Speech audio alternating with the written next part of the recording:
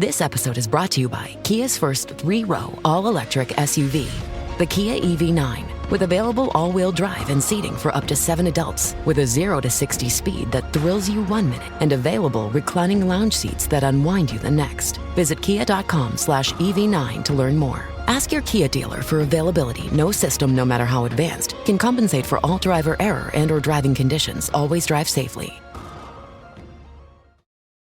I'm Mo Rocca, and I'm excited to announce Season 4 of my podcast, Mobituaries. I've got a whole new bunch of stories to share with you about the most fascinating people and things who are no longer with us. From famous figures who died on the very same day, to the things I wish would die, like buffets. All that and much more. Listen to Mobituaries with Mo Rocca wherever you get your podcasts. This is a Rogue Media Network podcast. No. All right, guys. Have a good show. Okay. Bokey Thank you, dokey. Mike. Whoa, I feel like Saw mixed with what's that other movie with the that we recorded the game room. It's like what? Escape room? Escape room. Yeah, when he shut those, I felt like this place was about to just start filling up with water or something. Ah. We're in here. We're dying. Hello. We have to work together, Josh. We do We gotta to figure escape. out the code. One of these panels, there's a code behind it. Behind each panel, there's a number. Let's check the bottom of all those jars. Candles that look the same. It's going to be, it was this that was in front of us the whole time. Maybe we need to stack the candles in a certain way to unlock the door. I can see that. Yes. Also, I always want to touch that and like poke it. The ceiling? Yeah, because it looks like it would like sponge, but apparently it's really hard. Oh. Yeah. I would like to touch it as well.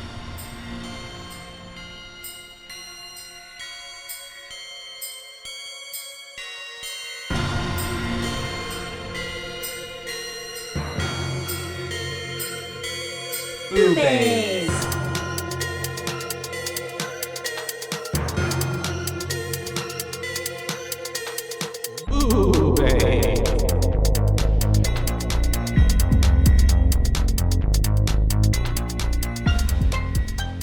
Hi. Hello and welcome to Boobies. Boobies. That's right. We're your hosts. I'm Joshua. And I'm Caitlin. And today we're here to talk to you about a new spin on a classic. Yes, your biggest fear. Clowns. All of the above. All of the above. I will say this was a pretty... It's not often that I get unsettled with my dolls and clowns in my house. But I do have a bunch. Most of my clowns are upstairs in my bedroom. And it was a little like... Don't look at them, don't look at them, don't look at them as I was going to bed last night. They're being inspired by Pennywise right now. I was like, oh God, one of them's going to come to life and start dancing, or like whenever Richie's in that room. Oh yeah, with all the other with all the clowns and then toy clowns. The one of them just turns its head. It's pretty freaky. Yeah, and I was like, oh, I swear to God, if one of these motherfuckers moves their head right now, I'm going to lose my shit. Even if one just accidentally, like the wind, like...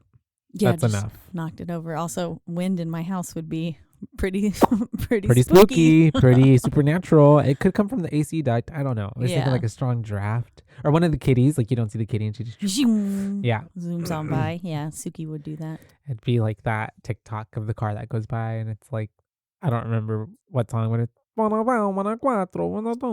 what I'm talking about? No, I'll have to show you.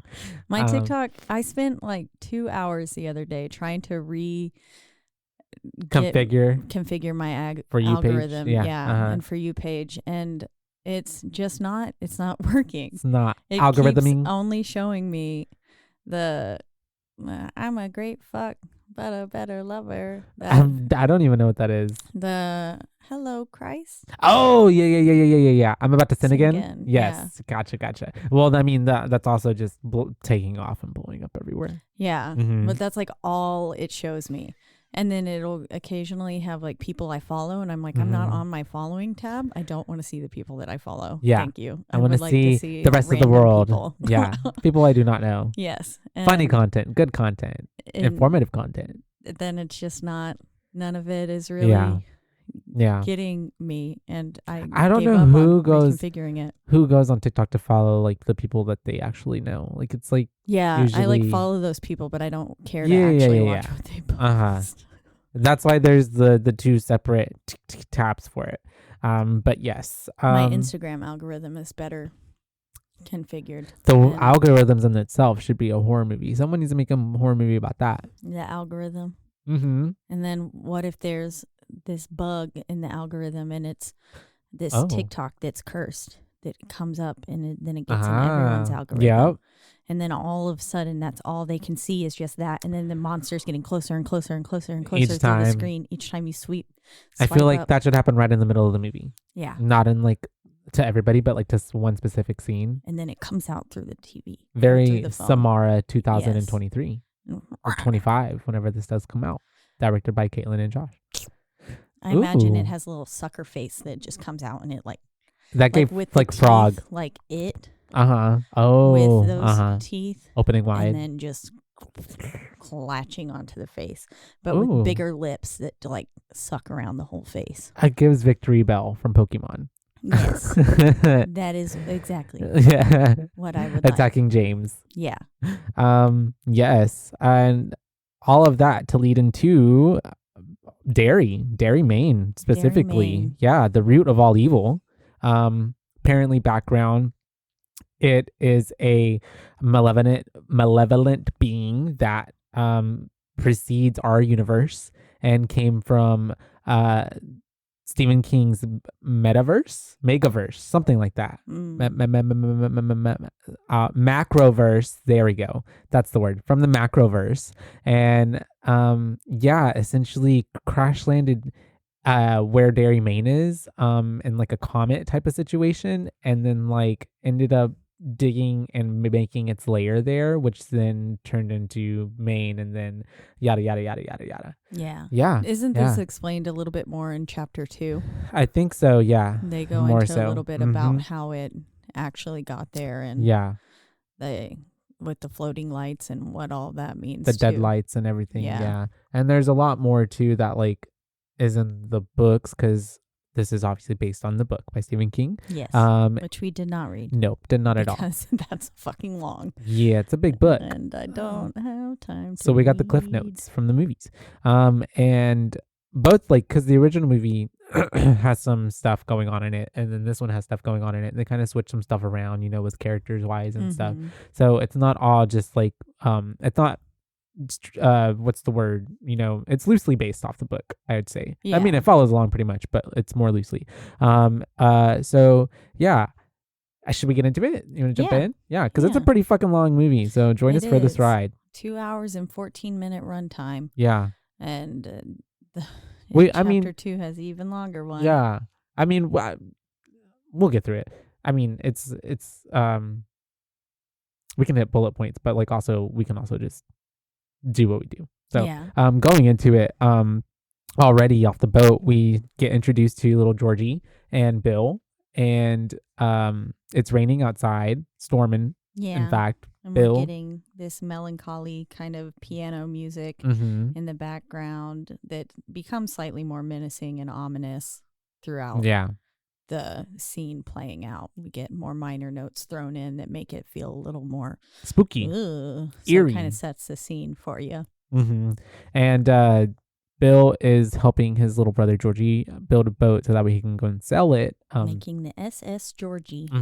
Bill can't go because he's sick, but he's telling Georgie to get the wax from the cellar because they need it to seal up the boat so it doesn't sink. And Georgie's already scared to go into the cellar, which like every kid and even I would probably be, even at my age now, to go into like a dark cellar. Yeah. Especially no lights. Like once he clicked the light, and I was like, of course the fucking light doesn't work. Yeah. And then also the tension's already building up too, and then we get a small like slight jump sound scare with Bill coming over the walkie being like, where are you? And it was like, ugh, because it was all quiet and stuff, or the piano was playing but it kind of faded out, and it was like, oh. They're definitely playing with the tension with the audio. And we did get a little October 1988 little timestamp there as he was making his way to the cellar, and at this point, he gets back up. Oh, sorry. He's looking around and he's getting spooked because throughout the whole movie, and even when we do end up seeing Pennywise, his eyes glow yellow and he sees these little glowing dots. And at first I was thinking it was going to be like a furnace or something, but it's just like stuff reflecting. Yeah. But honestly, it could have been Pennywise at that point already. Yeah. I Just feel like it fucking with them. maybe could have been. Uh-huh. And because then I almost felt like I could see his outline of his head, but that could have just been my imagination making up Filling stuff up in the dark. the dots. Yeah. Yeah. Filling in the blanks. So, but it could have been Pennywise there. Whatever it was creepy. And then he shone the light on it. Oh, and yeah. It was like, oh, okay. Enough to make him run back up. Of course, gets back upstairs and they finish. Because a sound happens too, and he's like, oh, Fuck. Oh, frick. And they finish making the boat, which I think this is where Bill starts talking to him about being like, we call her a she. We call a boat a she. Yeah, gendering the boat. Yeah. Which is typical. Most boats are a female name. Yeah.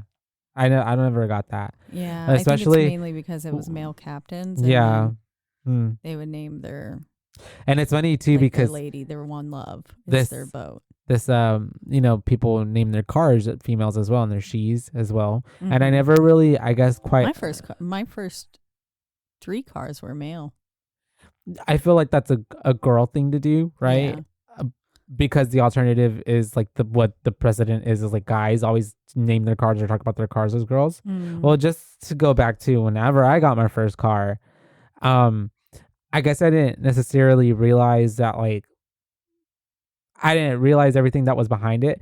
And so, like, whenever I got my car and I tell my dad in front of his friends, oh, yeah, his name is Carlos. Because I thought it was punny. Yeah. Carlos, that's funny. Mexican. And so anyways, and I remember the look that they were all kind of like, Okay. And he was like, oh, and I'm like, yeah. And so that's just a funny memory that's always engraved in my mind. My car now's a female. Her name's Lucy, short for Lucifer. My car right now has no gender. My car, not even gender fluid. I guess my car could be they, them. I wouldn't even classify my car as non-binary. My car lives inside of a different universe. Yeah. It's kind of everything and nothing at the same time. It's kind of like heaven and hell. Because I could everything everywhere all at once. Well, because for me, a car really essentially is like a death trap. Yeah. Because it is also like my biggest blessing because it gets me everywhere and I love going everywhere. But every time I try to go everywhere, I get scared that I'm going to go nowhere. Yeah. So it's a double-edged sword. It is. It's very terrifying. So if Pennywise wanted to scare me, just beep beep. Literally, there's plenty of ways, but that's one surefire way. And so Georgie's finally outside. He's going out. He's sending off the SS Georgie. SS Georgie's going out to sell. Honestly, there is so much rain that I'm surprised. Like it really is taking off. Like it's just going. Yeah, and I guess people did do that back in the day. I mean, I used to play in storm drains. I would play in the water, yeah, but I didn't know like people would make like paper boats and stuff and then sell them and then like I guess I don't know, but they did that, and he's out, and it's so. We've got very whimsical music playing now too, which makes it feel more cheery, and it's like, oh, what? Because it's like happy. Good, it's like childhood memories, nostalgia, very happy-go-lucky. As he's running, and he dodges, I would say a what are those called? What are those called? A horse. A hurdle thing. Yeah. Like, but it's not a hurdle. It's it's like a sawhorse. It's like, is that what those are called? Yeah. I don't know what that's called for construction. Mm-hmm. Misses one, but then hits his head on the next one. Yeah, it's pretty funny. Yeah, knocks himself out. It's pretty funny. It's pretty comical. I was like, especially the way the music cuts and everything. And the boat takes off, goes across the street, and he's chasing after it, which is also already like, oh my God, kid, like be careful. Yeah, he's definitely you're just not running through the middle of the road. And it's raining really bad, so like people don't see people in murky viewage like that. Yeah. Their vision is obstructed quite a bit. But I feel like that ties into something that I also was thinking of later in the movie. But anyways, his boat falls into what are those called again? Sewer drain. Sewer drain. Yeah. Yeah, falls into the little sewer drain, and we're thinking all is lost. Yeah. For just a second, and then Very womp womp womp. and then a very happy-go-lucky, terrifying fucking Pennywise. The way he pops up is like, doom. Yeah. And it's like, Hiya, Georgie. Hiya, Georgie. Hiya. Is this your boat? But yeah, he's got his boat and he's talking to Georgie, and Georgie already off the bat, you can tell is like, what the fuck is this? Yeah, because the moment he popped up, he was like, ugh. Yeah.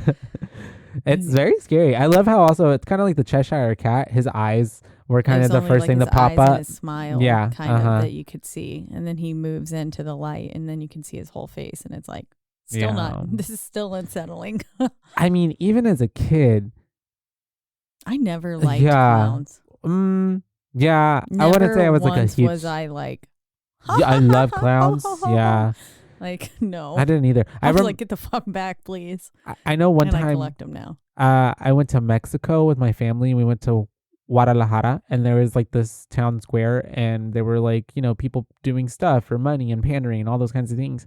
And there was clowns out there, and I remember there was a whole ring around a pantomime, and we were watching him, and for some reason it started walking up to me, and I was in tears, and I was like crying because he scared the fuck out of me. I would have been too. And I just remember that the clowns didn't really necessarily scare me too bad, and these clowns were like putting knives, like swords, like down their throats and stuff like that. Like yeah, fancy very clowns, very circus.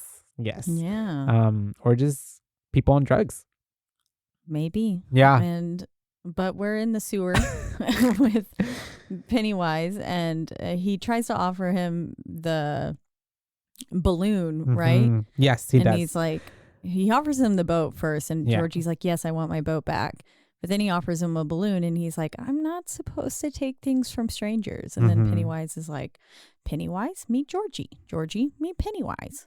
We're not strangers anymore, which is exactly what a pedophile would do. Exactly. So fucking creepy.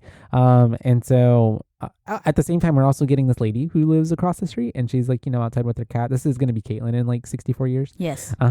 And she's like, you know, fixing her porch and all that because it's fucking windy as fuck outside. And she does notice that Georgie's down there, and she's like, oh, that's fucking strange, but doesn't do anything about it because, you know, mind your business. Yeah. And yeah, at this point, we go back to little Georgie and Pennywise, and he's telling him, like, the whole circus is down here. Do you want to come join us? Like, don't you smell the popcorn? Or before that, sorry. Like what is it? Cotton candy? Cotton candy and hot dogs. Hot dogs. He said them all very creepily. Yeah. And then he said popcorn. Do you like popcorn?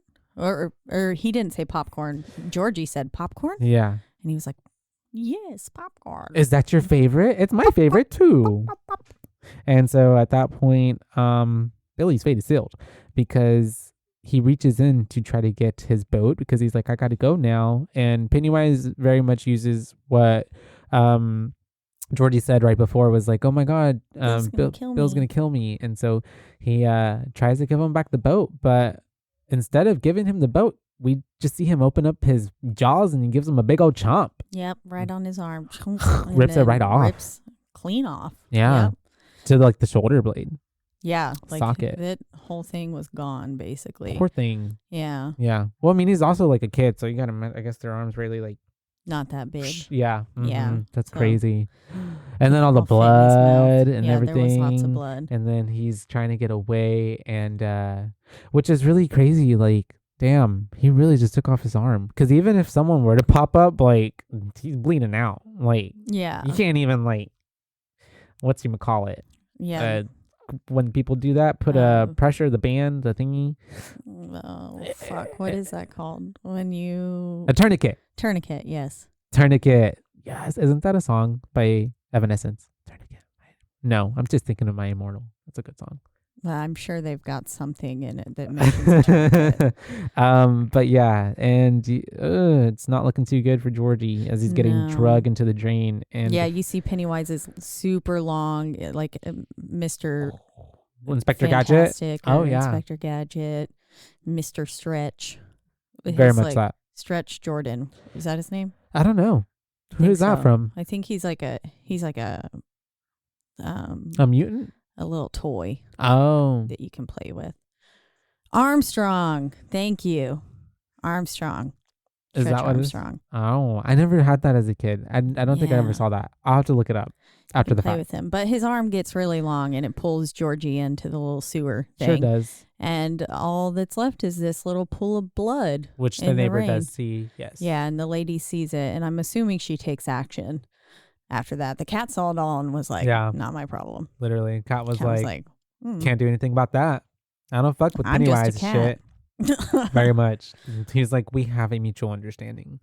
Yes, he gets rid of the kids that pat my back too hard. Yep. little And really, kitty. the cat is in charge. Could you imagine Yeah, the cat's actually Pennywise. picking all the kids? That one. Needs to go. Didn't let me shit on it. And we do get a very cool title card through a little tunnel, the Derry, Maine sewers. I love the way that not only is it floating, but we float past it as Yeah. well. It feels like we're just a balloon traveling through, which was super cool. Mm-hmm. I loved this title card. It was immersive. And then, of course, the whole theme of this movie is floating, Mhm. basically, hence the balloons and stuff like that. And so it was really, just really well done. You'll float too. You'll float too. You'll float too. You'll float too. And we start to meet our protagonist one by one. We have, well, not one by one, but this first one is Mike. And Yeah. he's with his family. He is with his grandfather, and doesn't have he doesn't have it in him to kill. Is it a goat or sheep? Sheep, right? Yeah. Yeah, they're on Mhm. some sort of animal farm, and they're having to kill the sheep for some Euthanize reason. it for some reason, yeah. Maybe there's Yeah. something wrong with it, or he needed to put it They down seemed for some reason. Yeah, I mean, they got them all. All of them they had them lined up. Yeah. Just shoot them all. So who knows? It's also dairy, so maybe there was like some like sickness plaguing and the people sheep. do eat sheep Mm-hmm. too. So Yeah.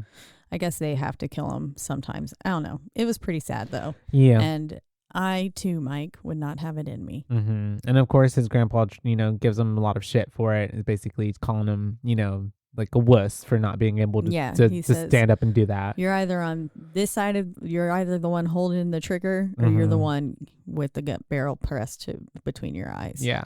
And stuff, and gives him that whole long speech about all that. And then very quickly we kind of flash towards the kids in the school, right? Yeah. We're at the school. We're with all the boys. We're meeting Bill and Stan and Eddie and Richie. And Richie. they're, it's the last day of school.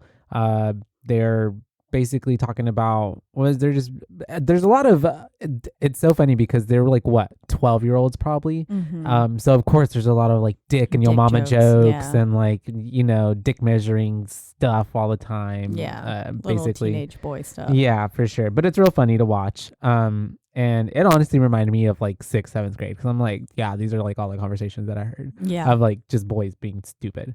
And then we do see, we're talking about Stanley's bar mitzvah and all that's going on that he has to prepare for. They're talking about what they're going to do during the summer, which is like the video game shit. Yeah. I forget the name of which one Richie was into. And then we get to meet Beaverly Beaverly. as, is it Greta?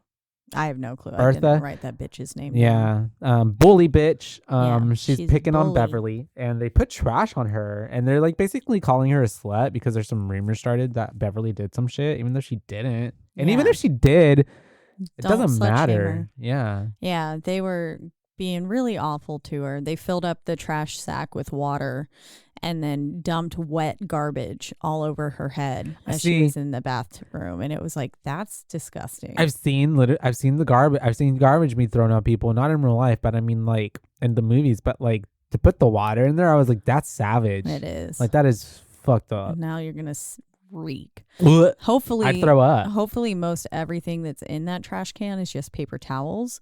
But also that's just... No. That's like people's poop paper and like other kind of paper and like it's in the girls' restroom, so there might be like tampons and stuff in there. Well, but tampons and stuff, they typically have drawers, like little... Do they? Yeah, little Even back in the dispensers. 80s? I'm pretty sure, probably, Okay. or at least like a little. Because then otherwise you have to carry your tampon out to the thing, and that's I'm pretty just weird. saying, yeah, I don't know. I've had to clean a lot of public restrooms, and people were fucking disgusting. Yeah, people are. I mean, I lived in Through college work, yeah. dorms as well, Yeah, and I had the shared bathrooms, and I like came even the in- places that are designated for things, people will do the complete opposite and put it where it's not supposed to be. Mhm. Yeah, so that's yeah, why and then at Starbucks as well. Whenever I worked there, people would smear shit on the walls. And yeah, it's just like shit like that, like just everywhere, and it's like, why do you feel the need to touch your own fecal matter? yeah. We'll never understand it. And then in the dorms, Or- girls would rip out their Who tampons has- and just let blood like cover Splatter. the walls. And it was like, what? I just want to know who raised these people Mm-hmm. and like why they think that's okay. And I'm like, half the way that like they would leave these bathrooms, I was like, is this what your bathroom looks like at home? Because this is disgusting. I've This is definitely had some awful. thoughts about people about that. Yeah.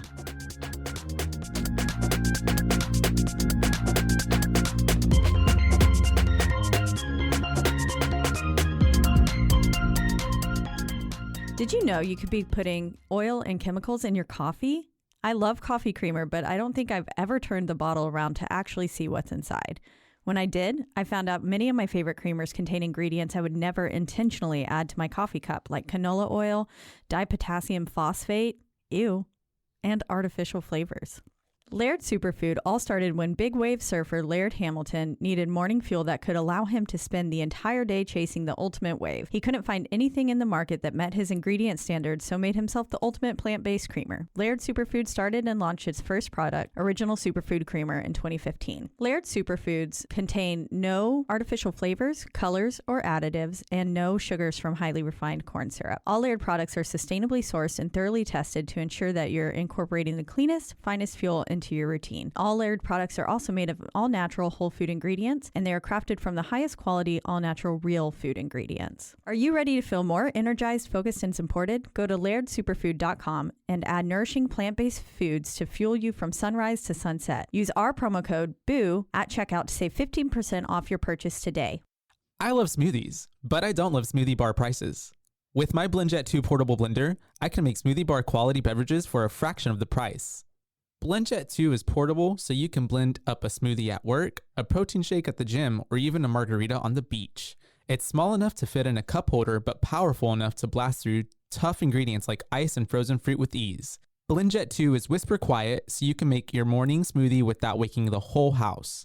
Lasts for 15 plus blends and recharges quickly via USB-C. Best of all, BlendJet 2 cleans itself. Just blend water with a drop of soap and you're good to go. There are also over 30 plus colors to choose from. I myself chose black because it matches the color of my soul. What are you waiting for? Go to blendjet.com and grab yours today. And be sure to use the promo code BOO12 to get 12% off your order and free 2-day shipping. No other portable blender on the market comes close to this quality, power, and innovation of the BlendJet 2. They guarantee you'll love it or your money back. Blend anytime, anywhere with the BlendJet 2 portable blender. Go to blendjet.com and use the code BOO12 to get 12% off your order and free 2-day shipping. Shop today and get the best deal ever.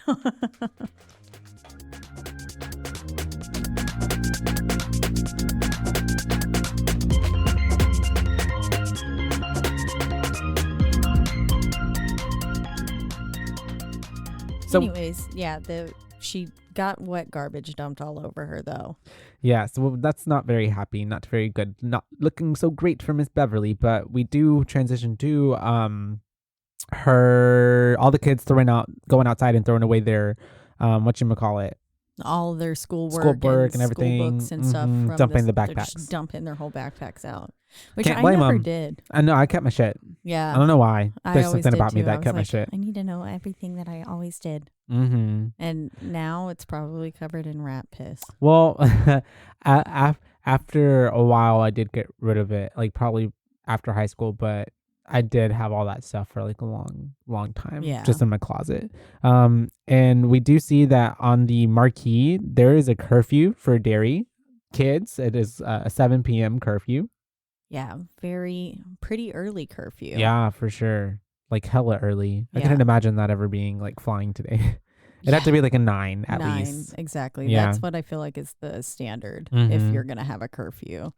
But then we also get Betty Ripson's mom, who we found out is Betty we're Ripson. finding out right now that she's Missing. a missing child. Mhm. Yeah. Um, Her mom's out there looking for her. Oh yeah, because this is also 6-7 months after 89, whenever Georgie went missing. Yeah. Mm-hmm. And we do have them out there. They're looking at the mom, and they're just like, "Oh, what does she think? Her daughter's just gonna walk out?" But like, I'm sure she's just like so desperate to like to have anything happen. And we do have them, of course, what's the word? Having a confrontation with the bullies. Yes. Henry and his gang Posse. goons. And that sounds like a band name. Bad Henry and his ska gang of rock goons. band name. Yeah. And so they are assholes for one, and they're picking on all of them. And Billy Mocking Billy stuttering. Yeah. And he ends up standing up to him, and it's very much like, you know, oh shit, now that you did that, it's gonna be bad. But Henry's dad is like standing There watching him. 20-ish, 30 feet away. So he can't really do anything right now, but it's basically like, when we see you later, you're dead. And then after that, we do have Ben and Beverly crashing into each other. Yeah. Quite. Sweeping. Or not. I was going to say quite literally. But Yeah. I mean, it's literally. it's They like meet up and then poor Ben he drops just all his drops fucking everything. shit and then falls off the bike. And he's just like, he's a little bit of a mess. He likes Beverly, and that's very apparent, because he's getting all flustered all sorts of ways, and they're making jokes, like she's like, what are you listening to and stuff, and he's listening to New Kids on the Block, which I would equate to like some teenage boy listening to like what would be like Backstreet Boys or something like that, or like Justin Bieber, One Direction. Yeah, there you go. Don't mind me, you guys. Sorry. There we go. And so she pokes fun at him a little bit, and he's, you know, obviously trying to like play it off. Really listen to them. Yeah, but he sure does. And she is being really nice to him. And he's kind of like, you know, we are in the same class together in social studies. And she then asked to sign his yearbook. Yeah, which had unfortunately no signatures. Yeah, poor guy, because he's the new kid. But he's the new kid, so Yeah. there's it's kind of understandable, like moving into a new school halfway or right towards the end of like a school year. Yeah, hopefully he made it 1 or 2 friends though. Yeah, But apparently he didn't. not at all. So after that, we do have Bill showing up home, but whenever he gets to his house, his dad's waiting for him in the garage, and his dad is very pissed. hella insensitive. Yeah. Really. I mean, I guess he's just coping in his own way. Mm-hmm. But the way that he's just like, In a Georgie's rage. dead. Yeah. Georgie, he's dead. He's dead. And I was like, God damn it, Dad, we get it. Yeah. But I'm sure that's a lot of like a grief and pressure and like stuff that they're going through. I don't know. We don't know how many times Bill brought this up. And the dad's just at this point, like, it's too triggering for him, maybe. I don't know. But also, I feel yes, like if it I was a very parent, I insensitive. wouldn't give up hope until a body was found. Yeah. And hopefully I'll never have to experience that. I'm like, yeah, that's knock on wood. Knock on wood. And so, yeah, Bill is just basically trying to show him, like, he made this whole thing out of, like, his hamster's tubes and whatnot. The poor hamster. Yeah, to construct the sewer system and to try to prove that Georgie would end up, like, at this, what was he calling it again? There was a name. Barrens. The Barrens, right? Yeah. But the dad is just not having any of it. And he's just, you know, telling him to put all of his shit up, to call it a day. His brother is dead. And it's pretty sad. And obviously Bill is like, the actor, I don't remember the actor's name, but he's really good at like selling on his face emotionally, like the depth of like kind of what's going on. Because they're both grieving, and Bill is just like really stuck on his brother being alive somewhere, and if not, at least like a body or something. He's holding on to some kind of hope that they can find Georgie. Jaden Martell. He's been in a few things. We covered The Lodge, right? Did we? Yeah, We've covered so many movies. The Lodge. Which one's that one? Where they got snowed in, and then it was like that whole like parallel like kind of universe where they like made the lady think that they had died from smoke inhalation. Yeah, and stuff like that. Yeah, he was in The Lodge, I believe. Yeah, he was. Interesting. That's really what I know him from. It's all coming back to me now. Those fucking children. Yeah, that end up getting shot because they fucking gaslit and fucking that lady to death. That is crazy. Yeah. I totally forgot about that. Mm-hmm. Ooh, that was Good movie. And then she shot the dad right in front of them. Yep. Ooh, spoiler alert. Go listen to that episode. It was a good episode. But yeah, Jaden Martell was in he did good. That one as well. Same thing. Yeah, he does a good thing at his facial expressions, whatever you want to call that. Emoting.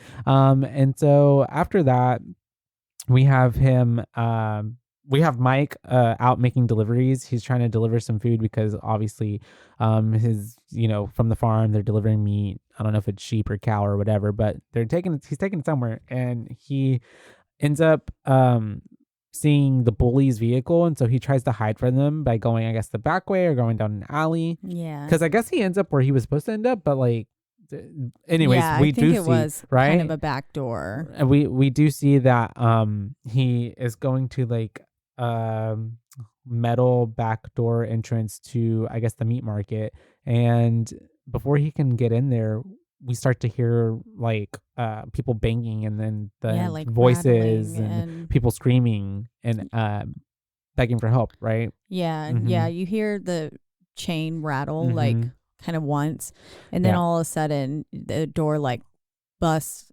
kind of not all the way open, but ajar. Yeah, and you just see these hands like vying to get out, and they're burnt too. They're very burnt. Yeah. And then they're all screaming for help, and then all of a sudden the door like flies open, and those people are gone.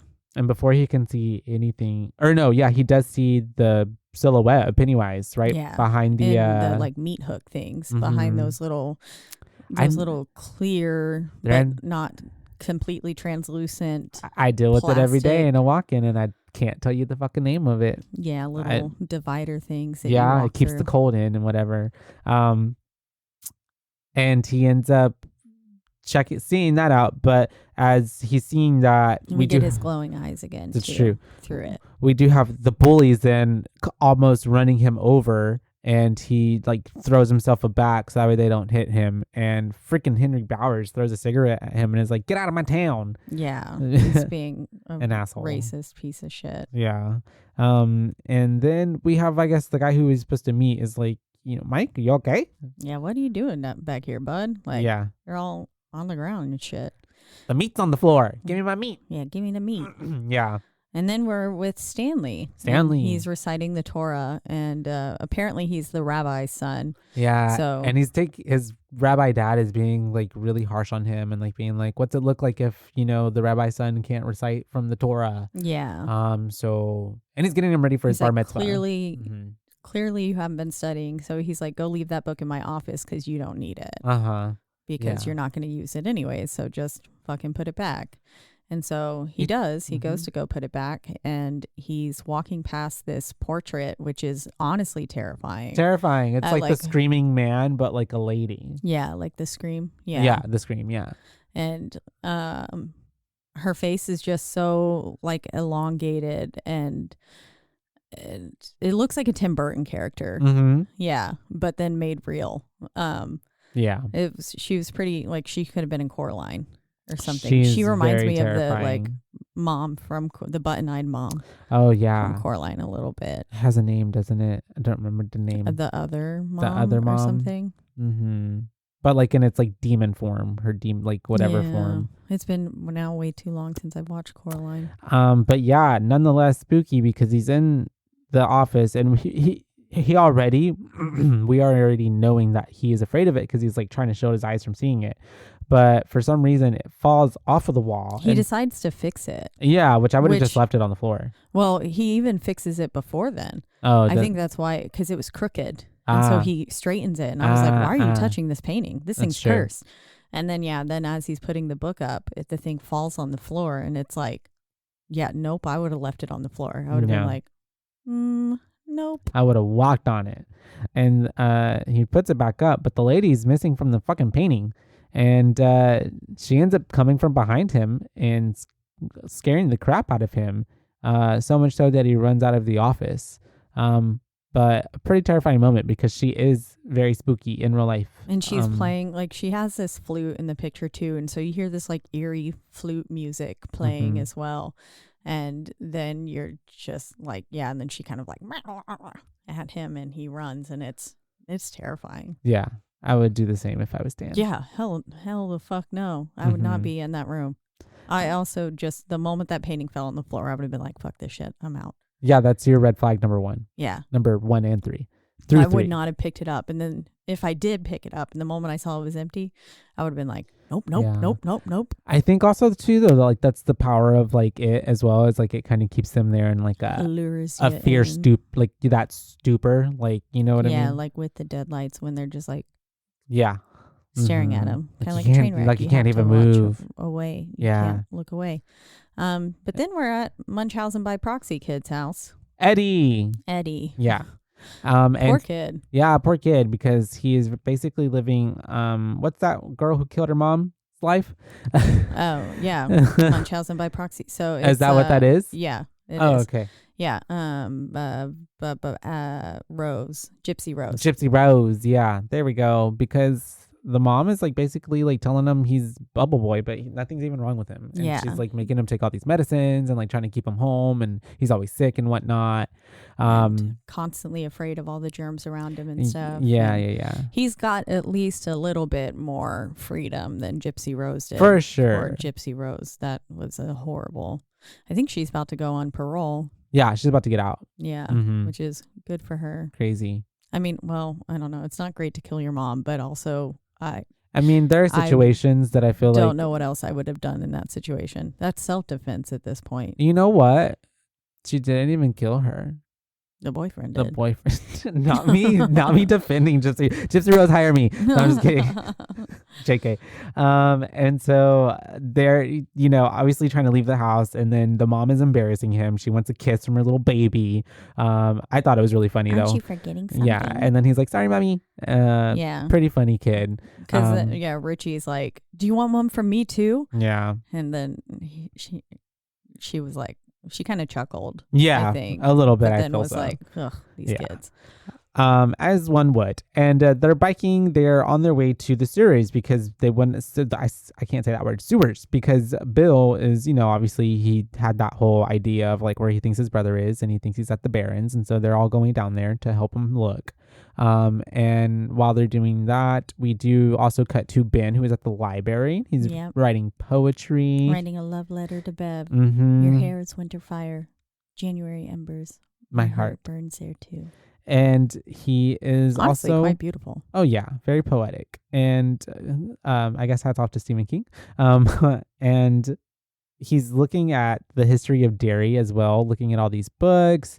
We do get a little mention from the librarian, like, why aren't you outside with friends? And he's like, I don't have friends. And then she's like, judging hardcore. But then as he's looking at all that shit, I think we cut to the boys again, and they're oh no, this is where I saw on the table, of course, that they had already found a body in the news clipping, but it was not Betty's. So we're also getting more like there's been a lot of kids missing, I guess, here recently. And we get a balloon floating in the middle of the library. Yeah. And all the while he's looking at all of the as he's looking at all the history? Easter footage and stuff like that too, there's this creepy lady in the background who's like slowly getting closer to him as well. And she just, you can tell, you can't really see her facial features, but you can tell she's got this like unhuman grimace, like, or just not grimace, a smile that is terrifying on her face. Very like the movie Smile. Yeah, exactly. Go listen to that episode too. And yeah, this is just a plug for all of our previous episodes. We did The Ring as well. We did. We mentioned that earlier. Go check that one out. That was a little whiles back. Yeah, that one's one of the OGs. But yeah, then that red balloon's floating through, and Ben decides to follow it like a silly, like a little silly goose. Yeah, someone who's never been in a horror movie before. And he goes down, and we're seeing that there are these little like Easter eggs that are on fire and smoking. Yeah, they look like because bombs. of the Easter Massacre. explosion that happened that killed a bunch of kids. We saw like Kids' bodies in trees. Decapitated like a head inside of a tree and stuff, and that's where the decapitated body comes from later. But yeah, it's just this trail of Easter eggs that are on fire. And they lead him to, I guess, like a basement storage room. Smoking. Yeah. Leads him to like a storage area of books down in the base. I don't want to call it basement because I don't know if it's a basement, but it's a lower level than what he's on. Yes. And it's really dark and there is no lights. Yes. Essentially. They're very dim lights, and of course they're also flickering. It gives like that place under libraries where they keep like the archives. The archives, or the books that are very fragile. Mm-hmm. And so it's definitely a place he shouldn't have been. No, for sure. And I also would have turned around the moment I saw that. I would have been like, nope, I don't like where these little Easter eggs are taking me. Very scary. And especially when he turns around and he sees that headless torso body walking down the steps. Coming down the stairs. And it's very slow at first, but then it starts to move fast and do like this little twitchy thing. And then like it starts chasing him out of nowhere. Running at him. Yeah. And that was pretty freaky. Creepy. Yeah. It was a little also comical how it was running. Yeah. But also like if that was running at me, I'd then be no really way would creeped that out. be comical. Yeah. I would be terrified. Because then it also like halfway turns into Pennywise himself chasing him. Mm-hmm. Which at this point, Pennywise just likes to fuck with people. He was definitely ad-libbing that. I feel like Bill is just ad-libbing that. Yeah, that was funny. And he ends up colliding with the librarian that he was talking to earlier, and she's like, "What are you doing down here?" And he just kind of like runs off in a terror. And after that, we do have him coming out of the library, but he runs into the fucking bullies. Almost immediately. Henry Bowers.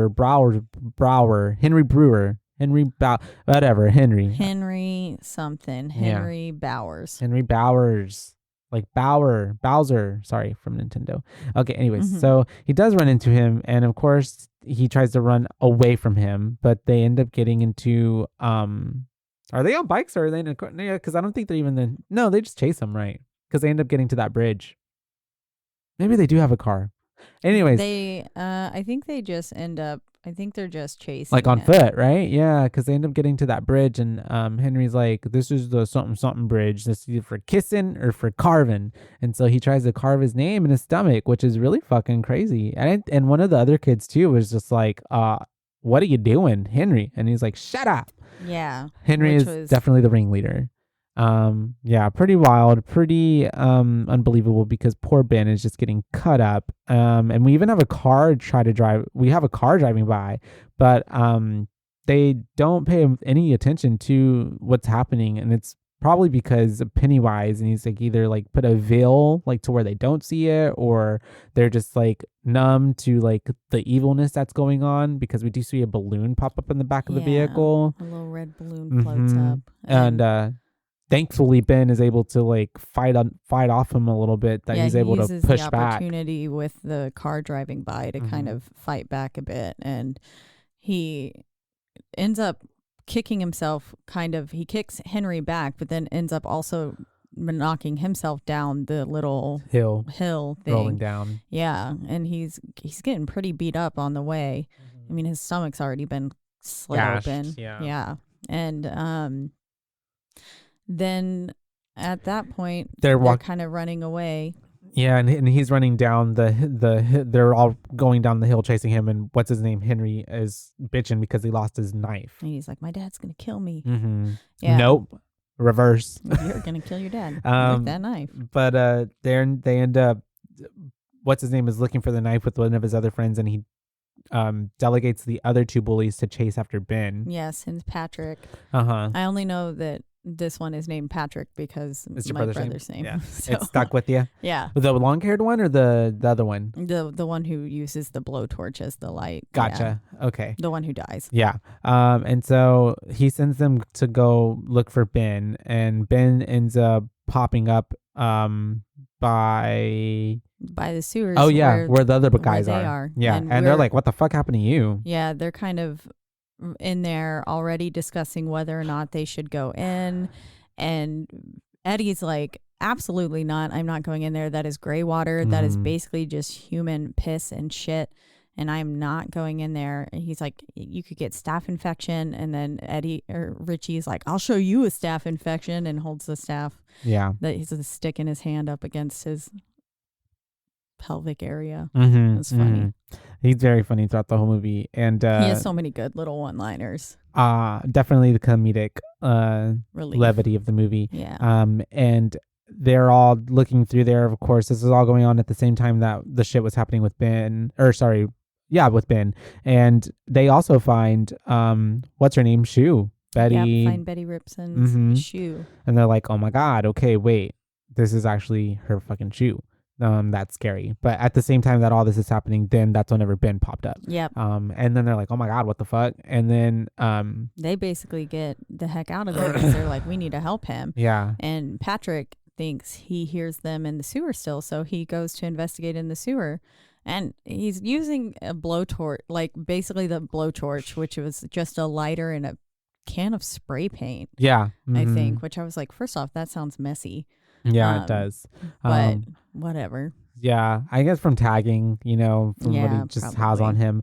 But he goes in there and he's looking for them. He hears them. He's getting lured deeper into the tunnels. And that's whenever he runs into the undead.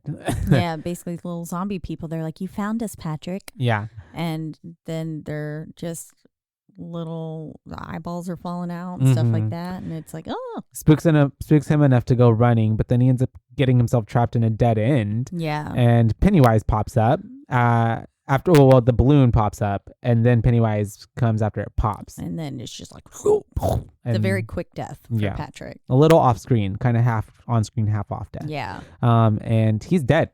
Can't get no deader than that. Nope. And so after that happens, the boys are going to the pharmacy because they want to help Ben.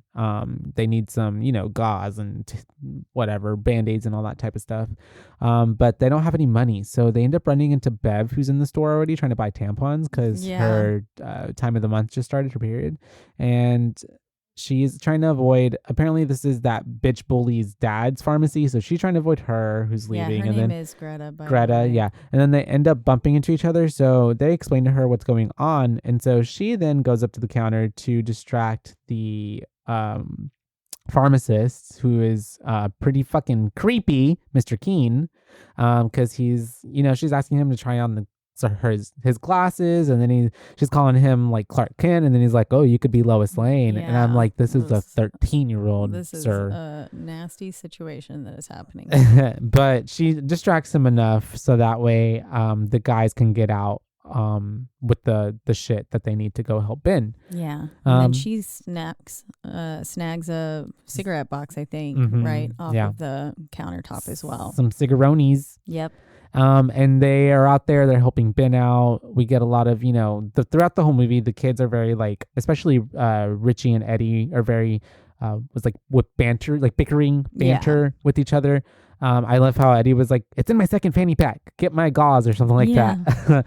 And they're like, why do you have 2 fanny packs? And so then Bev comes out, and this is where we kind of get that Bill and Bev have a little romantic chemistry going on, because he's looking at her with the whole slow-mo, she's walking up, most beautiful girl you've ever seen situation. Glowing. Yeah. It's because she just had her period. No, I'm just kidding. Yeah. And he is you're not glowing during those are period. hormones. But yeah, they end up she goes down the alley because she's like, oh my God, that's Ben from Soch. And she's asking them what happened. And Bill kind of just says everything that happens. I love how she even makes a little New Kids on the Block joke, because she's like, are you sure they have the right stuff for you?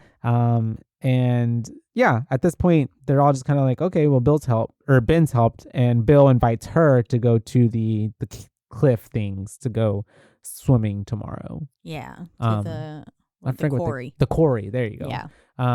And they have a lot of stuff in this town: a quarry, mines, tunnels, The Barrens. a oil house. whole sewer system that's like, since when are sewer systems like you can walk in them? Oh, well, Are ours like that? there's there are tunnels and stuff. Yeah. That are that big? I don't know about there's like tunnels under Baylor and stuff like that you can kind of walk in. That's creepy. Yeah. Let's go. I've gone into You've walked some in of there? them. Is it dark Yeah. as fuck? Mm-hmm. Do you lose cell phone service? I don't remember. Oh, I want to go now. It Where are was these tunnels? Long time ago. Okay. Anyways, But, back on this subject. Then basically we're arriving home with Bev. Yeah. And her creep ass dad.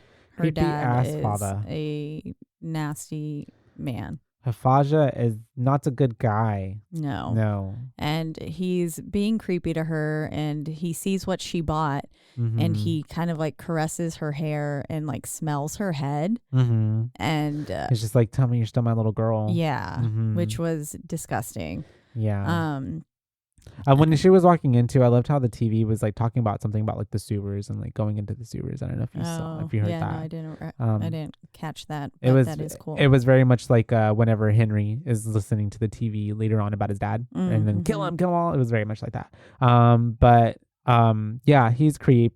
Bev is in the bathroom now, and she's going through like literally a mental breakdown because of her dad, and she's cutting all her hair off. And then at first the hair was going down the drain so smoothly, and I was like, I don't think it would go down that smoothly. No. And then it finally was like kind of clogging it up, and I was like, okay, good. There we go. I was like, this is more realistic. That's real life, because we've all been there. And so we have I've been there twice. Being the next day, and the boys are at the cliff. They're like, hawking loogies, and then they're being chicken about jumping off. But then Bev shows up and takes off her clothes and is in like her bikini essentially. Yeah, they're all in their underwear. And I was like, none of y'all motherfuckers had any swim trunks. I don't know. I feel like that was very like the 70s, 80s vibes. Yeah, like just go swimming in your underwear. You're under Rooney's. And they end up. But the 80s had some really cool swimwear, actually. In actuality, a lot of cool sportswear and stuff. I feel like they did for the women, but I don't know about like guys, especially little kids, because that's different. They're little kids. They're not like wearing like Speedos and stuff. True. But they jump off because Beverly jumps off. So they're chasing her. They all are. It's a very fun moment because they're bonding and they're having fun. They're playing as kids do in the water. And at this point I thought like, oh shit, something's going to happen. One of these kids is going to like get pulled under. Yeah, start drowning. But thankfully... it's just an actual happy little they're aside. having fun, and then Bev starts suntanning, and they start to watch her, and it's a very cute like it was funny coming of age moment. I feel like they're for all just of them staring at her like, duh. Even for Bev too, like, and being like, oh, these boys are looking at me, like what? Oh, I'm a girl. That's right. Yeah. And so, because she very much, I feel like at this point, like. It feels like one of the boys, you know what I mean? Yeah. And then it's like she was intentionally trying to. Yeah, no, not at all. Yeah. That's why she felt so comfortable in being like just like this and like that. But then she has to realize that, oh yeah, like they find me sexually attractive. Yeah. I'm in my underwear. It's all fine. But yeah. But we're all basically sitting there around the rock. Who is it? Richie's going through Ben's bag or whatever. And he's kind of making fun of him because he has books and all that, and it's summertime. Yeah, whatever. And he's like, well, I'm just researching the town that I'm in. And he's like, Derry's unlike anything I've ever heard. Like people I've ever lived in before, people die or disappear 6 times the national average. And he said, and that's just the grown-ups. Kids are worse. Way worse. And at that point, that's what sparks all their interest, because then Bev is like, oh, like, let me see. And he tells them a little bit, just all that. But then he's like, I can show y'all more. So he takes them to his house. Yep. And then we basically get in there and we find out that there's this kind of Roanoke situation with the 91 founders of Derry. Yeah, very much where they all just kind of disappear and no one really knows what happens, all 91 of them. Yeah, no they trace. Like, wrote the town treaty or whatever, and then all of a sudden they were just like Deuces. Gone. Yeah. And it's kind of like Roanoke again, where they're like, there was talks of like maybe Native American tribes being close by or something, but there's no actual definitive explanation for why or where they went to. Yeah, exactly. And there was just Croatoan written in a tree. No, I'm just kidding. Yeah. But what is it in SpongeBob? Croatoa! Yeah. With his volcano powers. But they end up, learning about all of that, and they're looking all over his room, and it's very much like Ben has it very much like investigators, what are they, their pen boards and whatever. Yeah. With all the he's just missing the red string attaching everything. Literally, because everything's all on the wall.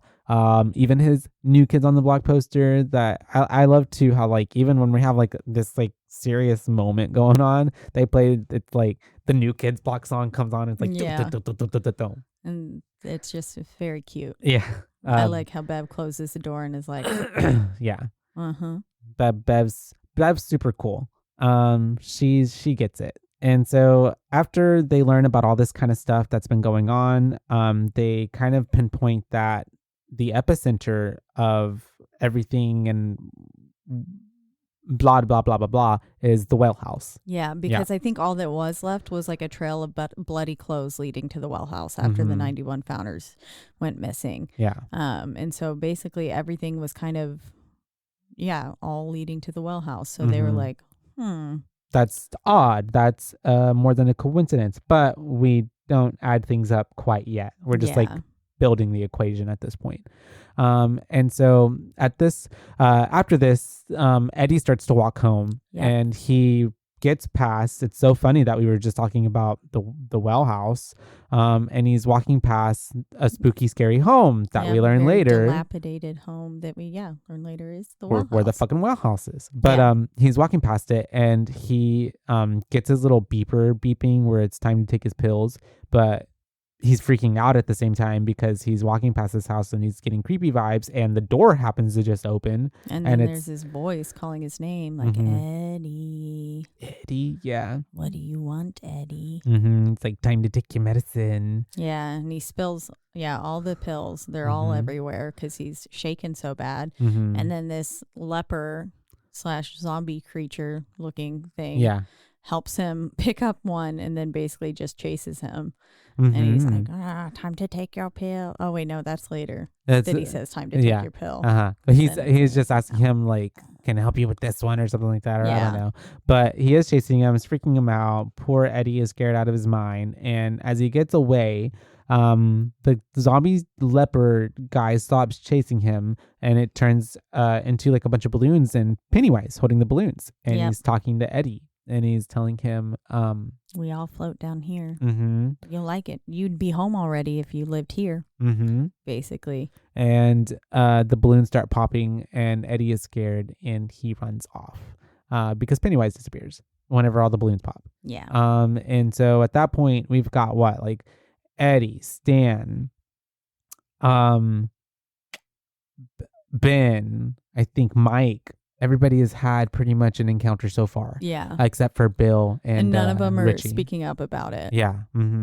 First, there was one point after it happened to someone, and I was like, why the fuck are none of them talking about this? Because the moment something like that happened to me as a little kid, I would have been like, guys, guess what? I saw the weirdest shit. Like, a demon. Yeah. Following me. Yeah. Anytime I saw a ghost in my house growing up, I would tell my friends immediately and be like, I saw a new ghost. Were they still your friends after you told them? Yeah, most of them. Well, some of them, we were at a sleepover once and we all saw one. Ooh. And so that's how you make I the best think they friends. Believed me because they were like, we got to go to Caitlin. It's very much like this movie I just saw, The Boogeyman, and the girls go over for like a sleepover because they don't believe this other bitch that like shit's going on in her house. It's a whole thing. But yeah. And so we're back with Bev. She is at home, and she ends up finding the note card that Ben left in her backpack. But at this point, she doesn't know who left it for her. She is thinking that it's Bill, though, at this point. And she's reading it in the restroom, and then she starts to hear voices from the drain. Yeah, her name being whispered and stuff from the sink. They're like, Beverly. And it's creepy. That's perfect. And they're calling her closer, and so she's looking at the drain, and then like this like hair, obviously because she cut her hair, hair very like Evil Dead starts like coming out and wrapping around her. Yeah, because she puts a measuring tape down the drain. Oh, sorry, my bad. She's That's like, right. Yeah. How the fuck like can this be happening? Yeah. And so she goes and gets a measuring tape and puts it down the drain. And the people had already said, we all float down here kind of thing. Yeah. And as she's pulling the measuring tape back up, it's caught on, you see there's blood and that there's also hair in it. And then all of a sudden, yeah, like you said, very Evil Dead, this hair starts coming out and it's wrapping around her and there's hair and blood everywhere. Blood starts spewing out from the sink. It's honestly such a cool scene. Yeah, I it love really this is. scene a lot. All the blood just pouring out, her poor face. She finally like kind of backs up off of it, is able to break free from the hair And breathe. But the blood is just still spewing all over the walls, all over the room. She's freaking out. She's screaming. Painted the room. And her as well. And she's screaming bloody murder. So her dad runs in. He's like, what's wrong? But he doesn't see anything. He doesn't see the blood. Yeah. And he's just like telling her, like, you worry me, very creepily. Yeah. It's very much like, you're just like your mother. Yeah. Now she's dead and you're going to end up just like her. Anyways, I don't know any of that. But yeah. I feel like it was maybe explained later And the other in one? the Is that second one that, Okay. yeah, he We'll get was more. worried that she would end up leaving like her mom did or something. And then he said like, you look just like your mother or something like that. Like, I feel like, or maybe I'm confusing another movie, but I think you're right. Something actually. like that. And so, yeah, pretty freaky. And then we're back with Billy now. Billy. And He's back in his house. he's walking around because he's getting something. And all of a sudden we see this light switch on in Georgie's room. So he goes to sit down in there and Check it out. He's just, kind of sobbing. Very nostalgic. Yeah. Holding one of his little Lego toys, like a little Yes. Lego alligator turtle looking thing. And then all of a sudden you notice a shadow on the door, Yes. which was very creepy. And then it runs off and it was like, whoop. And then Bill hears a little pitter patter of footsteps. And so he's like, well, what the fuck was that? Yeah. Let me go investigate.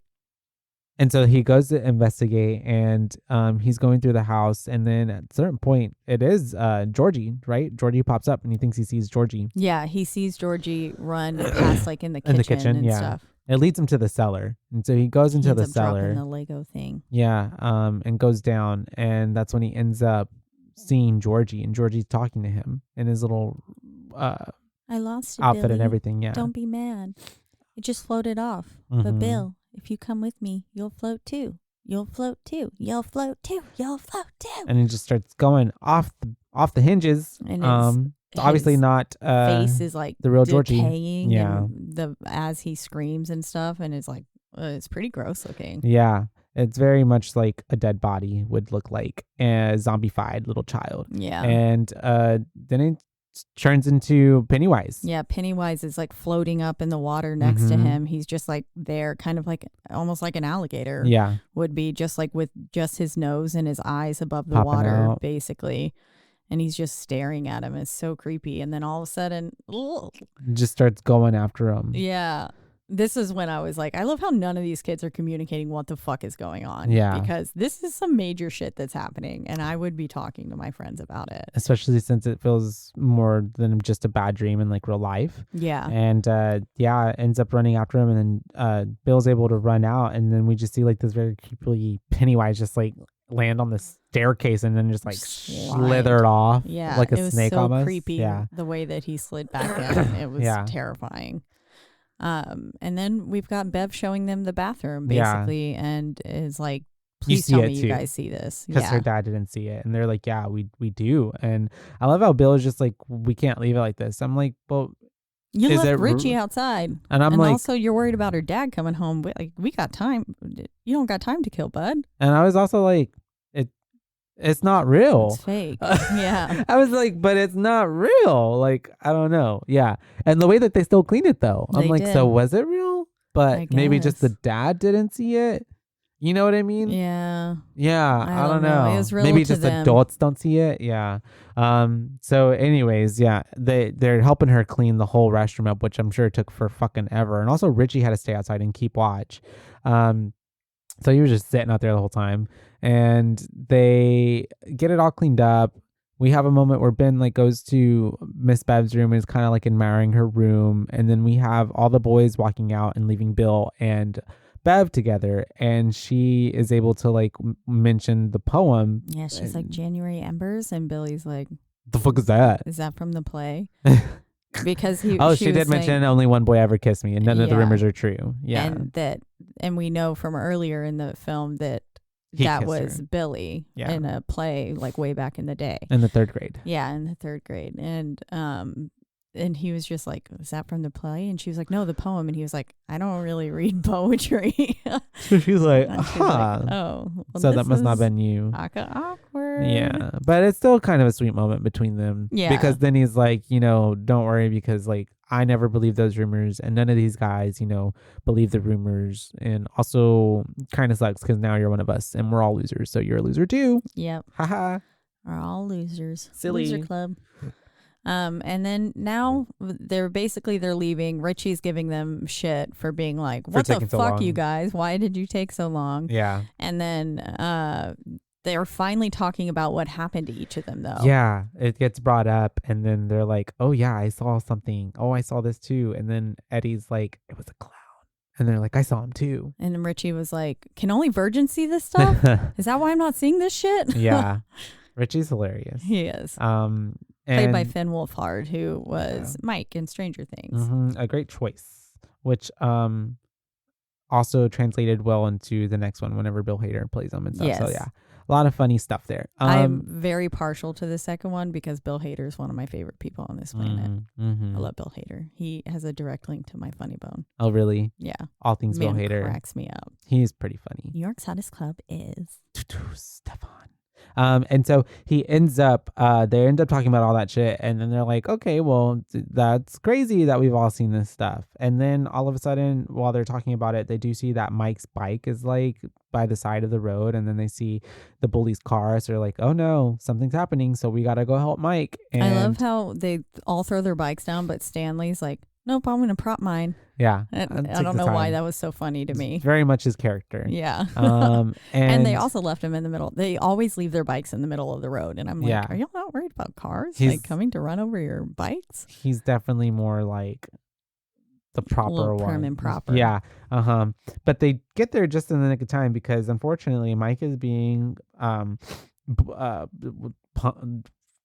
it's not a fight because they're just like pummeling him and like really kicking him. Yeah, they're like beating him the fuck up. Kill him. Yeah, yeah. And Mike is there and he sees Pennywise like waving like a part of a dead hand or dead arm. Looked like he was just having a little snack. And it was honestly a really funny scene. It was kind of cute. Yeah, and Henry's got a rock in his hand and he's about to hit Mike, but thankfully, Bev throws the first rock. And it ends up hitting Henry in the head. And then we get an all-out rock war between the kids and the bullies. So dangerous. Very dangerous. I was like, how are these kids not like on their asses? Concussed. Yeah. Yeah. Because those were big rocks. They were stones. Those are stones. Yeah. They were stoning each other. Yeah.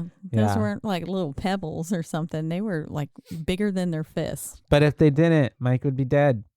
So they had to. That's true. Yeah. And at this point, they win. Henry's left like a little bitch on the floor looking like he's about to cry. And then they're like, go blow your dad. And he runs off, whatever, yada, yada. Yeah. And then we have some more explanation happening. Ben is telling them how the dates they correlate or whatever. And it happens every 27 years. And he was saying, I have a feeling it's going to end for a little bit, at least. It seems to happen every 27 years. Yeah. And then we get everyone kind of explaining again what they all saw now and like actually saying more in depth. And then Mike explaining that the reason he's explaining basically what he saw and why he saw it, because there was a house that burned down and that was his house. He was inside of it while his parents basically burned to death. He said the skin on their hands had melted down to the bone. Yeah. And they were just screaming his name and like trying to get him out and stuff, trying to get to him so they could get him out, but they couldn't get to him because the fire was too hot. They died. Yep, they obviously died. Yeah. And they are drawing their conclusions that like basically it is playing off their fears. This being or whatever creature it is. And then they were like, Richie, what are you afraid of? And he was like, clowns. Yeah. Which is really funny because obviously its main form to them is a clown, Pennywise. Exactly. And they do end up, I think they're talking about how they need to formulate a plan to like find him or, to defeat it. And so they end up setting the schematics for Derry, and they end up finding that the like nexus of all of it is ending up in the well house, which happens to be that house that Eddie was walking by the other day. Yeah. They set up a little projector thingy and they've overlaid it and stuff. And then that's, it was like, that's a dilapidated house. Yeah. And they're talking about like, trying to figure it out. But I think at this point too, what is it? Stanley or Richie just kind of like, I mean, none of this is real. Like, what are we even talking about? What are we trying to do? Like, what are we, whatever. And then that's when the projector falls over. Yeah. And it starts like going off on its own. Yeah. I think or it did before that. It was doing it beforehand. And there was a picture of Bill and his family with little Georgie and his mom's hair just like covering her face. And then Pennylock turns into a L'Oreal commercial with his beautiful, luscious locks. Mm-hmm. And then he starts coming through the whole fucking projector screen. Yeah. As like a big supersized like Mario mushroom Pennywise. Yeah. Once it knocked over and once the projector knocked over and the picture got all skewed, it very much reminded me of Bagul. Oh, and I was like, this is so sinister. So is. Go listen to our Sinister episode. Go do that. One and two. We've covered both.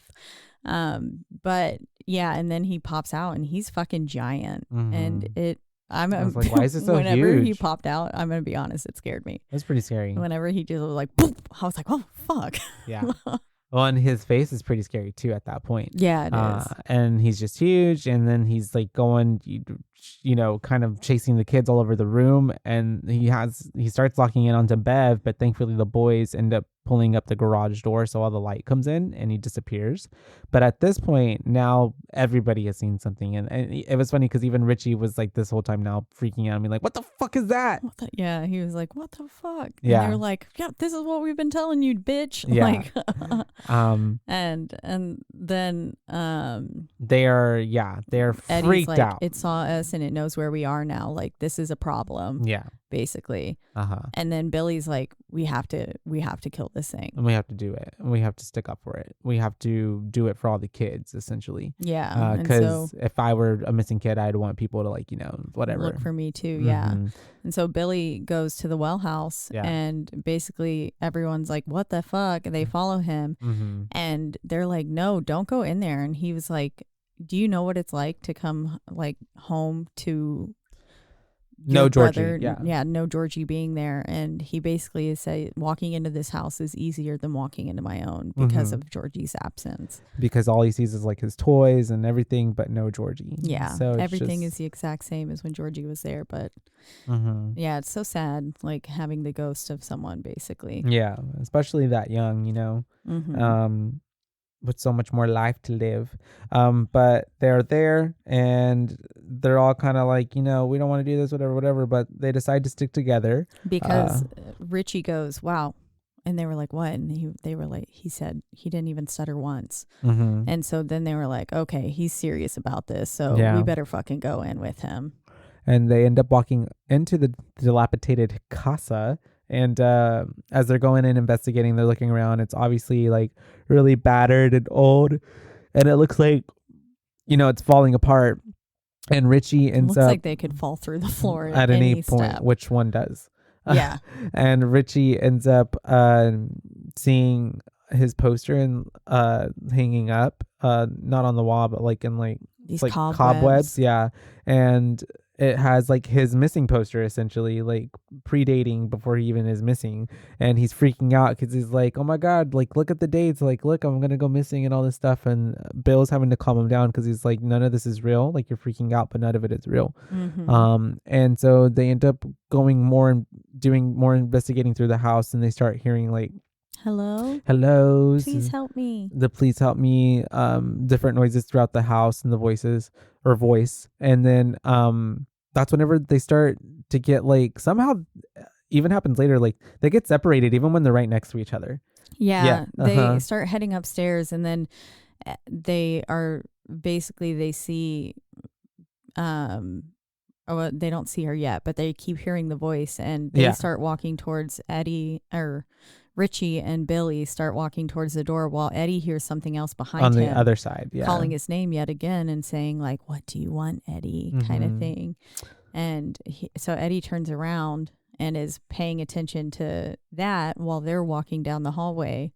And it just, I guess, fucks with their minds just enough to get them separated. And so they're over there. Eddie's over here, and then like the door ends up separating them and closing off.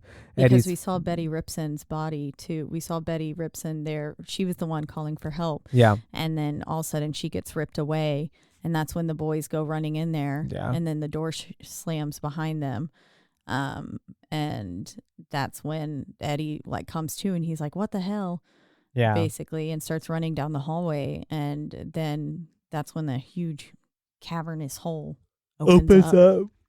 And then the leper comes up from behind him and is time to take your pill, freaking him out. And then he's got a pill on his tongue, and I think he just passes out, right? He basically is like, and falls back, all the way down through the fucking ceiling floor, and then onto like a table, and breaks the table. Poor kid. Breaks the table and also breaks his arm. Yeah, and then we have Richie and Bill in the other room, but then Richie ends up getting called into the room adjacent to that room, and then the door ends up closing between them.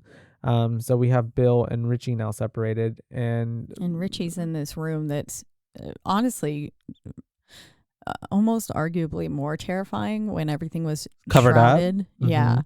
Because then you're like, well, what the fuck is that? And then it looks like people and stuff, but you don't know what it is. Like, that's kind of terrifying to me. Because the sheets are covering it up, so it could be anything. Yeah, exactly. You don't know what it is. But what is it? It happens to be Richie's fear. A room full of clowns. Clowns just clowning around. Just clowning around, having a good old time. And basically, they're watching him as he approaches this coffin that's in the center of the room that says found. And it's got like an arrow pointing down, and he goes up and he approaches it, and it's a little doll of him wearing the same shirt and stuff, but he's covered in maggots, just like he said. I think he said to Betty about Betty Ripson earlier or something in the movie. He was like, yeah, they're probably dead and covered in maggots in a drain. And then he was like, sorry, Billy. Yeah. Oh, I remember what part you're talking about. Yeah. And so, it's him, a little replica, and he's in a coffin, and it's basically just fucking with him, because when he shuts it, fucking Pennywise pops up and starts scaring him, right? Yeah, yeah. He pops up, hops onto the top of the coffin, and then starts like charging him. But Bill is thankfully able to save him just in time, opens the door, and they separate himself. But then they're in the room, and then they see Eddie's head pop through the mattress, and it says, "Want to play loogie?" Georgie's head? Or was it Georgie's? I thought it was Georgie's head. I thought it was Eddie, because they were saying "Want to play loogie," which I think it was Georgie. Oh, okay. I think it was his little head, his little kid head. Okay. Mm-hmm. But I get it, because they were hawking loogies off the cliff. But I think it was Georgie. But they are, his head comes out, and he's wanting to hawk loogies. And then they have this choice of like 3 different doors. Yeah. Which are, one's not so scary. One's... Oh, not quite yet. Not quite yet? We're back with real Eddie now. Oh, well, maybe it shows the doors, but they're not going into them yet. Okay, yeah. Yeah. Because Eddie's down there in the kitchen area. Yeah. Mm-hmm. And we've got Eddie now with his broken arm. We see that the thing is like hanging on, which looked really painful and really gross. And then this is when the twisted Pennywise comes out of the fridge, which that was a very unsettling scene for me. I didn't like how he was, all contorted and then just like spins unravels around himself and is like, blah, blah, blah. Yeah. Very creepy. It's very creepy. And it looks pretty, it doesn't look too like CGI'd or anything. So it's like, it's still very like human like. Yeah. Like doesn't look so fake or anything. You know what I mean? It's just creepy. Yeah. Looked like they actually had a contortionist in the outfit or something and they just were undoing their body. Yeah. Studio magic. And starts to charge up on little Eddie. And he says, time to float. Eddie's obviously terrified. And this is whenever it cuts back up to Bill and Richie and they're trying to choose the door of what they need to go through. They end up opening the not so scary one and it's Betty's body. And I'm assuming it's Betty. I don't know. Could be anybody. Is it Betty? And she's like hanging up and she's like, have you seen my legs? Yeah. Because her legs are missing. Yeah. It was just her torso and up. And then that's what Richie was like, where the fuck were her legs? Yeah. What the hell's going on? Yeah. And they end up closing the door but they're also trying to get away from this like black ooze or blood. I don't know what it is that's like coming closer towards them. Yeah, that's like it looks like it's like magma almost. Not like actual, the way it's moving. But the fact that it's like burning. It's like an acid that's like burning through things. And this is where Richie's freaking out because they just saw Betty's body. Yeah. And Billy's like, this isn't real. None of this is real. Like, we just got to snap out of this and none of this is real. And then Pennywise pauses as he was about to like eat Eddie. Eddie was about to die. Yeah. And then Billy and them get down there and Pennywise turns around and he's like, am I not real enough for you, Billy? I was real enough for Georgie. And it was like, ugh. Yeah. Very creep vibes. And so, he's then basically starts to lunge after him. Right? Because at this point he starts to attack them and they're all like freaking the fuck out. And Bev comes in the nick of time. Just to does she stab him? Yeah, she stabs him right through the face with one of the like spikes from the fence. And he's like, and then he starts fighting back, and all the other kids try to help fight back. And then Ben's always getting slashed somehow on the belly because he ends up getting slashed by the thing that he ends up trying to stab. He pokes him with another thing, I think, from the fence. And then at this point, because Pennywise is hurt a little bit, he ends up running off the screen, kind of retreating. Yeah. And Billy ends up kind of going after him. He was like, we can't let him get away. Yeah. And I was but like, nobody else is chasing or helping him. Yeah. And I was like, oh. Yeah. I was like, maybe we should check on Eddie. But Pennywise ends up going into the well anyway, so we can't do anything about it. And then they are checking on Eddie, and Eddie's arm is all fucked up. So Richie has to snap it back into place. Yeah, which looked like it hurt. Yeah. And they all get out back to Eddie's house basically, and Eddie's mom is losing it. Yeah. She is like, you kids are the devil, and I've heard about you, Miss Beverly. I don't want a dirty girl putting her dirty hands on my baby. Yeah. Essentially. And bans these kids from seeing Eddie because, I mean, I'm sure any mom would freak out about their kid coming home and she's like, their arms are fucked up. Yeah. Yeah, I would not be pleased. Yeah. Like, what did your friends make you do? Because obviously it's never your kid's fault. It's always someone else's fault, right? Exactly. But he's poor Eddie's getting in the car. He's like crying. They're all scared at this point. And then Bill was like, we gotta go back. We gotta fight this thing. But then they're all like, no, we don't. Fuck you. Yeah, especially Richie. Live. Yeah. Yeah, Richie start throwing punches at each other because they're fighting so intensely about it. And they're like, no, like, I don't want to do this anymore. Stanley's pretty adamant too, that he was like, I want to live. It's our summer. We're supposed to be doing fun things and like playing video games and stuff like that, not out here getting ourselves killed. Which has been Stanley's mantra like the whole movie too, is like he always kind of like, man, guys, it's summer. Not supposed to be doing this. We're supposed to be doing other things. But yeah, like they're so all of that skerfuffle happens, and this is basically like the the band breaks apart essentially part of the movie, where we're like, okay, I guess everybody's going to kind of do their own thing. We're all in our own moods. We're also all terrified. We get this little montage of them all doing their own things and stuff, and passing of time. They're all just, doing what it is they wanted to do all summer.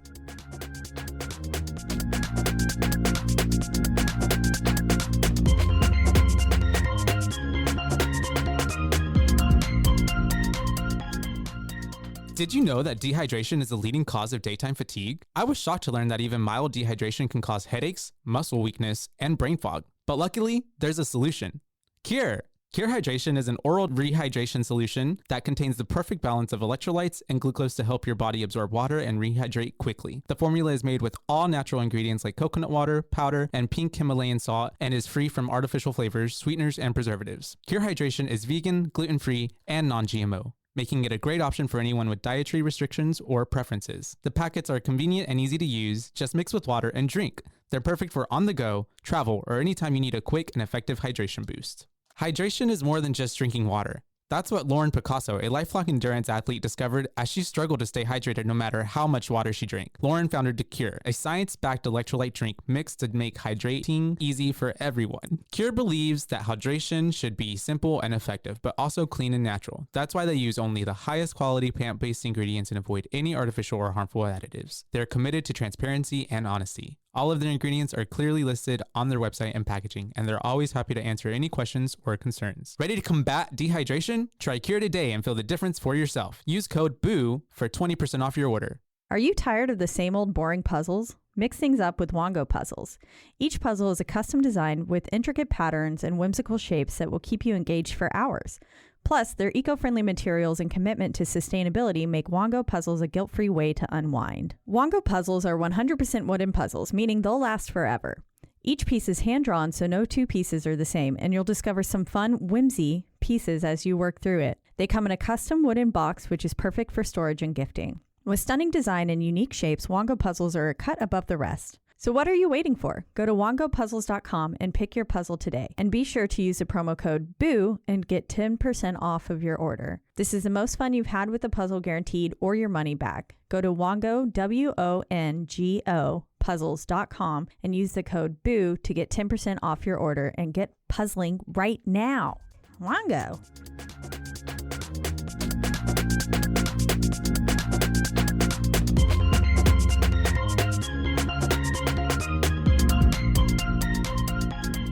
Everybody's doing their own thing, and then we cut to, for some reason, we need to catch up with the bullies, what they're doing, and Henry Bowers is such a menace. He's gonna shoot a cat. Yeah, and it's August now, so we've passed time and we're about to go back to school. And his friend is just like holding the cat too, and he's like, hold it. Yeah. Thankfully the dad pops up and he's like, what are you doing, son? Yeah. And, the friend, I couldn't tell if he looked scared because he was about to shoot a cat or if he was just because the gun's also pointed at him. I think just because the gun's pointed at him. I don't think he cares about the cat so much. Poor kitty. I'm so glad the kitty gets away. Yes. And I wonder if it's the same cat from earlier. But anyways, the dad that one was a calico. This one was a tabby.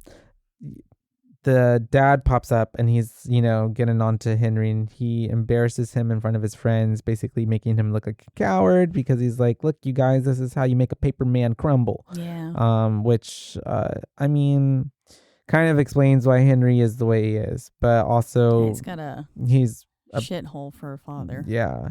Which I kind of also too, like, I was noticing a correlation through all of them is they have horrible homes. Yeah. Like all of them. All of them. Eddie, Bev. Mike his parents are dead. And by his dad who makes him kill sheep that he doesn't want to do. Grandpa. Brother's dead. Billy's brother's dead. And also his dad was insensitive. And also like the fact that also I think mom's almost non-existent. Exactly. Richie and Bill's family, because they're also so much like basically ignorant and ignoring their children that like it's also a form of negligence in a way. They're not getting any love. And then Stanley's got the bad the rabbi dad who's too harsh on him. Yeah. And then we have Ben, who's for some reason moving states every other time, because he mentioned, this out of all the places I've been. He's moved, yeah. Yeah, so who knows? I feel like that also plays into it, and who Pennywise picks on as well. It's probably kids from on more fears and stuff, like the Mhm. feeds on the dark energy. Yeah. But after that, we have catching up with Eddie. He needs to get refills on his pills and all that. And he ends up talking to Greta at the pharmacy. And that's whenever he finds out that he's basically taking placebos. Yeah. Because his pills aren't really doing anything for him. And at that point, we do have... we flash back to Henry. Henry, right? Because he's at his house and he's with his little friends by his card. He starts to hear a voice and he sees this red balloon on his mailbox. Mm-hmm, and it's a gift from Pennywise, and it's a knife, and it kind of takes over him. I think it's his knife that he lost earlier too. For sure. Yeah. And he gets taken over, possessed essentially, and he walks into the house. The TV is like a kid's program, but it's like basically telling him to kill his dad. Yeah, kill him. And he does in the most like docile way ever. Just like puts the knife on him and injects it into his body. And then the TV is telling him to kill them all, and it's Pennywise, and he's like, kill them all. Yeah. Which you can assume is the kids. The kiddos. Yeah. Yep.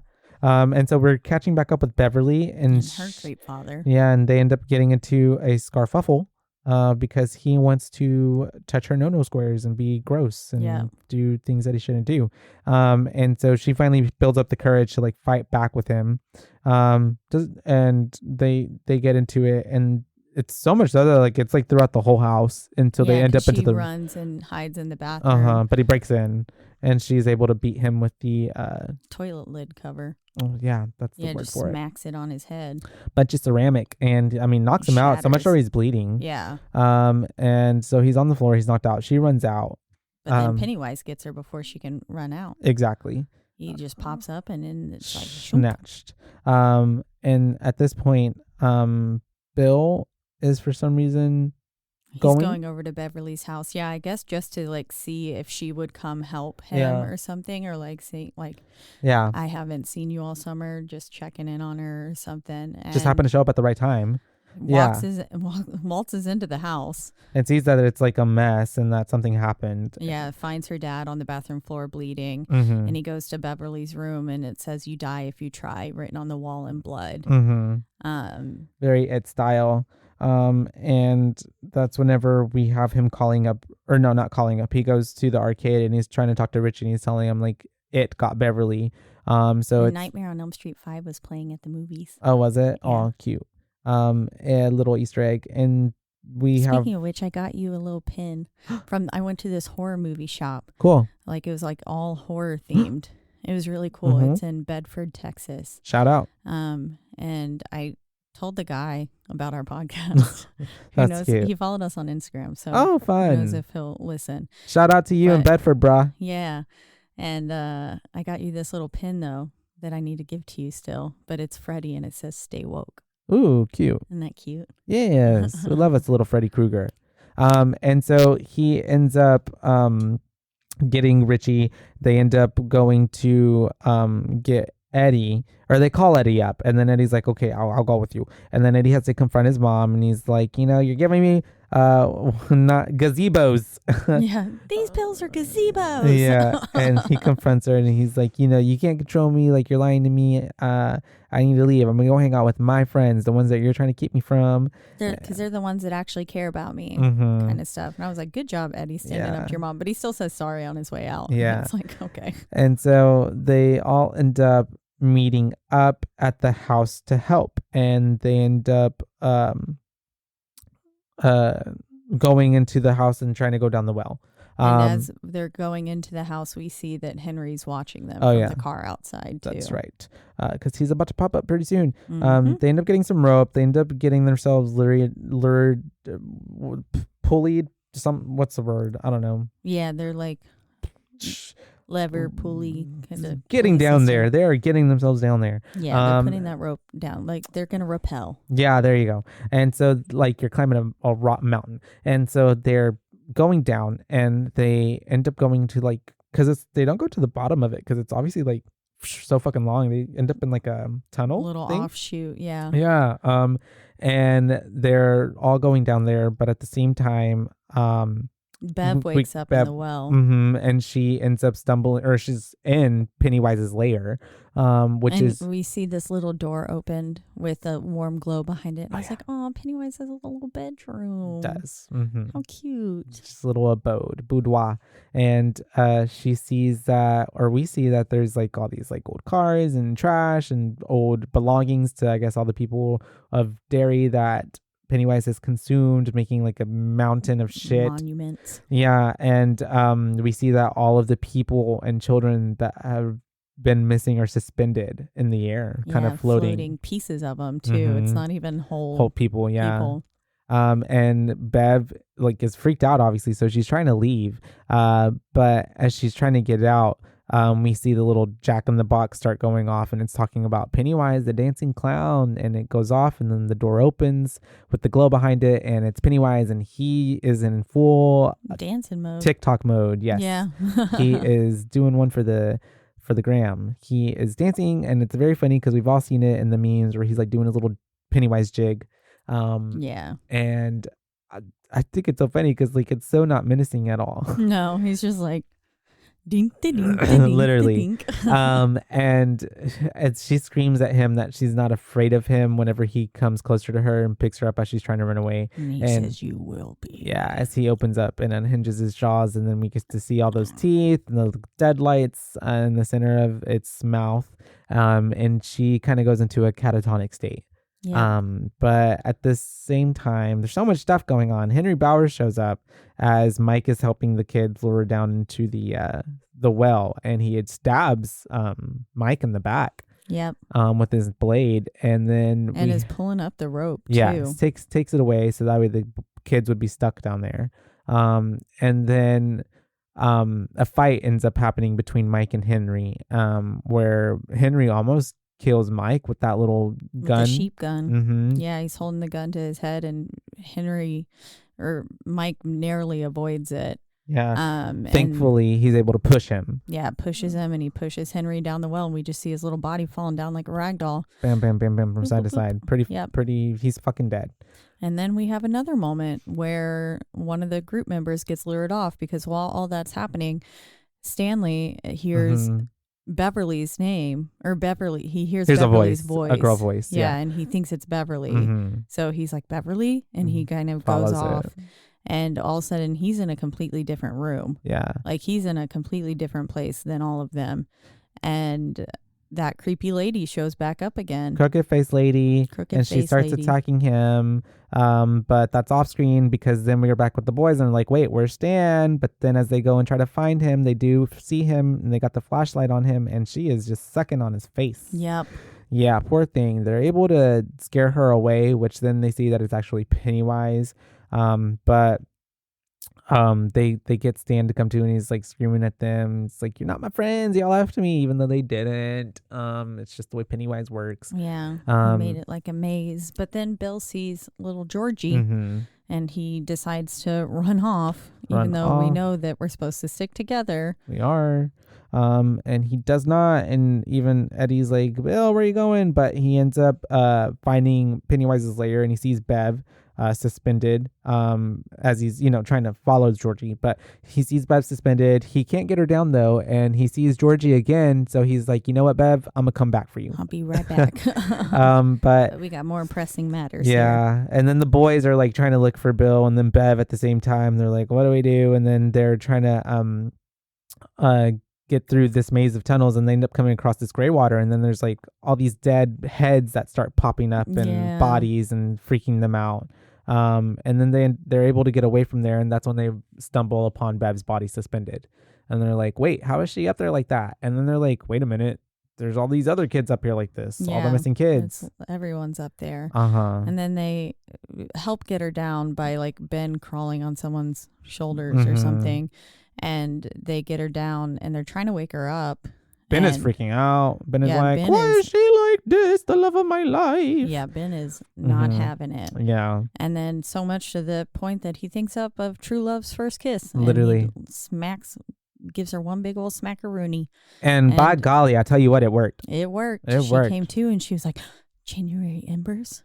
And he said, my heart burns here too. Very beautiful. It's a very poetic moment. Yeah. Because she does come to, and then at this Speaking point, of poetic moments, we're getting one with Billy and Georgie. Yep, because all the while Georgie is talking to Bill and Bill's talking to him, and he's like, why'd you take so long to come find me, Billy? And Bill's like, trust me, I've been looking for you this whole time. Like, I've been wanting to find you. Like, I love you. I'm so sorry that it's, because Bill's essentially thinks it's his fault because like I let you go out to go play with the boat and all this I stuff. didn't go with you. Yeah. And it's a very good moment for Bill because he's able to kind of put some closure to it's funny because he's kind of using Pennywise's like scare tactics to hit an advantage for him to find this closure within himself to be like, I'm sorry and I love you. I will always love you, but you're not real. And you're dead. Boom. And he shoots him with the little gun. Yeah. And I love how Georgie's body starts turning in from Georgie to Pennywise. He's like convulsing on the floor, and then his little legs go like bloop. Yeah. Bloop. Pop out. And he's like, extending. Yeah. It was a really cool scene. I liked that. Yeah. So it was Pennywise the whole time, and obviously, surprise, there comes out and he starts chasing Bill. And then that's whenever we get to the rest of the gang. And then he starts fighting all the kids. Yep. They're all attacking Pennywise. They're all just basically taking a whack at him. But then all of a sudden he gets Billy and he barters with him. He's like, basically, all of you can go if you just let me have this one kid. Yeah. Like, you can all go on to live your life and just give me Billy. And Billy basically was like, go, like, it's my fault y'all are here. Just leave me. I get it. Like, and he's really is taking one for the team. You can tell he really cares about his friends. He's like, y'all are going to die if y'all don't leave. Yeah, like, just leave. And then Richie was like, you punched me in the face. You made me walk through shitty water. You brought me to a crackhead house. And now I have to kill this fucking clown. Yeah. And I was like, yeah, Richie. Mic drop.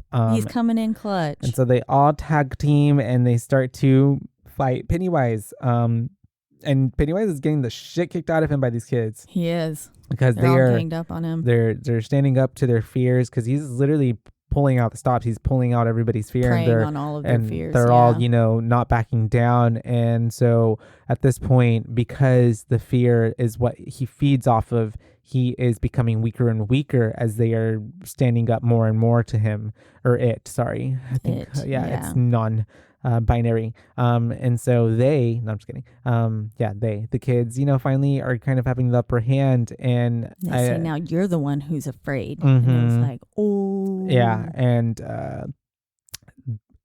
it is not having a good time with this and is like backing up away from them, ends up like kind of hanging on for dear life in the well. And Bill is like just about to put like a final blow, but Pennywise is just like kind of withering away, very Voldemort style. Yeah. And then it's just like fear, and goes down the drops down the well. And then all the kids start floating down, which also I didn't understand if like dead bodies. Just dead bodies, right? Like, because they're not alive. Yeah. Or I don't know. Pretty sure most of them are dead. Just dead. So what just are they? A bunch of corpses. Yeah. Are they gonna? I don't know. Okay, but I guess his power's not there to suspend them. Yeah. And Bill finds Georgie's coat, and it's like a little soft, touching moment because he's crying, and all his friends are like there to hug him and hold him in this moment. Yeah, of sadness because he finally has like come to the closure of like, Georgie is dead. Yeah. Exactly. Because he was afraid. He was terrified of Pennywise, and so he couldn't kill Bev. We find out because Bev wasn't afraid. Yeah. So so that sucks. Georgie's dead. And then after this, it's all of this now. September.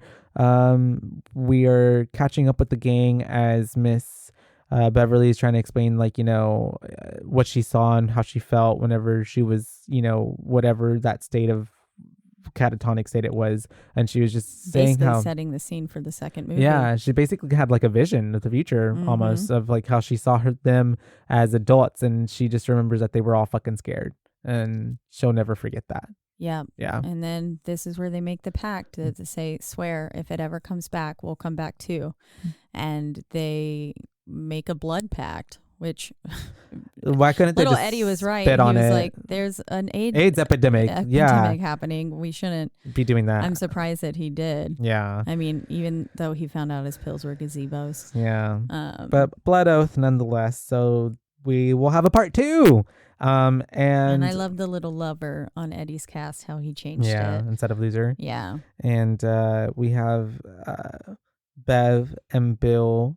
Yeah, everyone left one by one. I love how That's Stanley right. was like, I gotta go. I hate you. Literally. He was like, I'm leaving. I'll see y'all later. I hate you, motherfuckers. They all leave one by one, and then finally it just leaves Bev and Bill together, and they're talking about how she's going to be living with her aunt. She's moving to Portland. She's going to be gone probably for forever because she doesn't ever want to come back here. I don't blame her. Yeah. And so, yeah, she's basically trying to make a move a little bit, and he's not responding. Yeah, because then she was like, I never felt like a loser when I was with all of you, kind of thing. Yeah.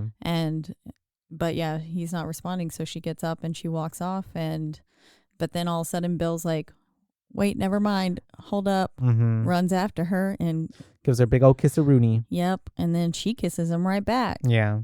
And then getting her bloody hand all over his face though. Yup. And I was like, get that. I would have been like, well, they're still covered my face. I think they have had gray water on them, so they're probably like, this ain't nothing. Yeah. But that's the end. Chapter 1, we get another little kind of title card that says it, and it says Chapter 1, so you know there's going to be a second one, which there obviously is. We know that now. Yes. But yeah, that was Chapter 1. I want to get into the ratings. Yes. Yeah. So I would definitely give this a 4.5. 4.5. Yeah. Yeah. I think it's pretty good. I thought it had some pretty good, storytelling. Obviously it's based off the book. We're kind of familiar with the story, but I like the way how they told it. It had a big budget, so they were able to do a lot of stuff. Bill Skarsgård did such a great job at portraying Pennywise, because even living up to the hype and the cult classic of the original and Tim Curry's Pennywise, I feel like it had a lot to live up to. And the kids really honestly sold the movie to me. Like they were the heart and the soul of the film. Yeah. Because you were really tied to like these kids making it and to them defeating and conquering their fears and Pennywise. And I thought that even though it was a pretty long movie, it didn't necessarily feel long because I was super well paced. I was engaged. Action packed. I was engaged the entire time. There's something happening. It's true. At any given moment. They did a really good job of like giving us scare and then information and then scare and then information and then scare and then action and scare and information action. Like there was always something, because if you weren't falling into like an action time or being scared, you were learning something that was developing the plot to like the next scare. Yeah, exactly. Yeah. Mm-hmm. It did a really good job of driving the narrative throughout the entire film. Yeah. Fairly Odd Parents. No, I'm just kidding. Sorry. What? I just felt like saying that. Fairly Odd Parents. Oh. I was like, what? I love it. Do you want some fun facts? Yeah. Pennywise has only 4 minutes of dialogue in the entire film. I believe it. Yep. Yeah. Sophia Lillis says that she had to stand on a box in some scenes as at only 5 feet tall. She's the shortest one in the cast. Oh, really? Yeah. I didn't realize she was that short. I didn't either. Jack Dylan Grazer, who there plays were children. Yeah. Who plays Eddie, was the first one out of all the kids to work with Skarsgård. During their scene, Grazer would cry and gag while Skarsgård was right in his face, yelling and drooling. Skarsgård was genuinely concerned for Grazer, and after the scene ended, asked him if he was okay. Which, can you imagine, like, being asked if you're okay from Pennywise? Yeah. You could. Yeah, and I was got the makeup on. Yeah, like you were just like, no, get out of my face, terrorizing me. You can't ask me if I'm good. Yeah, yeah. But Grazer looked right at him and said, "Love what you're doing with the character." Yeah. And Skarsgård was left confused and impressed at Grazer's attitude, calling the child actors little professionals. That's funny. Yeah. Yes. Love all of that. Some of the dialogue was improvised by the actors. Much of the Richie/Eddie banter was improv. Cool. Almost all of that. So I can that's really feel fun. that. Mm-hmm. And Jackson Robert Scott, who played Georgie, is the youngest in the movie, and he stated that he wasn't as scared of Pennywise as he thought he would be. He said he actually had a fun time doing his scenes, and that Bill Skarsgård was always joking around. That's funny. That's cute. Yeah, some behind the scenes stuff was very much like Bill was always in the suit and stuff and whatever, but like would not be in character. Yeah. So it'd just be like, hey, what's up, guys? Yeah. But they carrots. but would very easily be able to like drop into that like creepy vibe. Like at the drop of a hat. Could go into it. And look at the beginning where he's talking to Georgie, and if you notice, like his eye does this like thing where like one's kind of going this way and one's going that way, and he does that like it's not CGI, like he's just able to do that with his eye. Oh, creepy. Yeah. Love it. What's your thoughts? What's your boo rating? Sorry. I think I would have to also give this a 4.5. I really enjoyed this film. It, like I said, it's very action-packed. It keeps you engaged from start to finish, even though it is 2 hours long. I love the soundtrack. I think the soundtrack throughout really does a fantastic job of driving all the plot points and everything like that throughout the entire film. And then even using as like an icebreaker, like we said, with the New Kids on the Block kind of stuff. Oh, yeah. Yeah. So much of it is I feel like whenever you don't notice one in a film, that's when it's done its job, really. Or then there were moments where like the little piano medleys and stuff would come in that it was really haunting and beautiful. And I think it did a great job. The kids did make this film 100%. They were hilarious and they really acted for their little lives. Yeah. They did a great job. Like emotionally, when the times called for it to be like, like Bill crying or feeling grieving and stuff like that, or even Bev going through what she was going through with her dad, and then like the light moments when they're all playing around or when they're just joking around with each other. Yeah. They really are able to give a sense of lightness to this really heavy, dark shit that's happening. Literally children getting purged, by this evil entity. Yeah. So it's pretty cool that they're able to do that. Yeah, they did a great job with that. And I loved all the scares. There wasn't anything in here that really, there were some things that I was like, okay, yeah, that was a little comical. But overall, I thought everything was done really well with the CGI and stuff like that, or practical effects. And it all looked really convincing. And Pennywise's face scares the crap out of me. This one is more terrifying to me than Tim Curry's. Yeah. Just something about his like really bulbous forehead and stuff too. Like it's like, ugh. But yeah, I think this one had a lot of good scares in it that legitimately made me, like I said, I went up into my room and my clowns were kind of scaring me. They were freaking you out. So I was like, ugh, I don't really want to. The bad downside of living alone is whenever you have to be at home after watching the scary movie. And then you're like, oh, nobody here to protect me. Yeah, this is a little unsettling. You have the kitties. Yeah, I do have the kitties. They would let me know if something was going wrong. Yeah. There's been times where they'll like stop and like freeze and look out my bedroom door into the darkness. And I'm like, what the fuck do you see with your little kitty eyes? Little hair going up off their back. Yeah, and I'm like, nope. Doesn't sound like houses are haunted. It sounds like you're haunted, Caitlin. Yeah, maybe. The ghosts are following you around. Artifacts. Yeah. Lord. But on that note, we are in the lovely Rogue Media Network studio. That's right. They always take great care of us. Yes, they do. And you can listen to us or any of the other amazing podcasts on this network all in one central place, and that is at RogueMediaNetwork.com. That's right. And sorry, that was funny how you said it. .com. .com. Yeah. But you can also listen to us on a slew of podcasting platforms, the biggest two being Spotify and also Apple. But wherever you do listen, don't forget to rate, review, like, and subscribe. That's right, because that's the only way we can get ahead in this world. And then also tell your friends, word of mouth. Tell your cats. See if they'll do nothing, just like the kitties did in this film. Yes. To make them listen. And also, if you're still listening all this way through, make sure to check out those other episodes that we talked mentioned. about. Yeah, 2 of them together right now would equal this one. So Exactly. Yeah. Yeah. This is a long one. thanks for 'cause it's a sticking long through. movie. Yeah.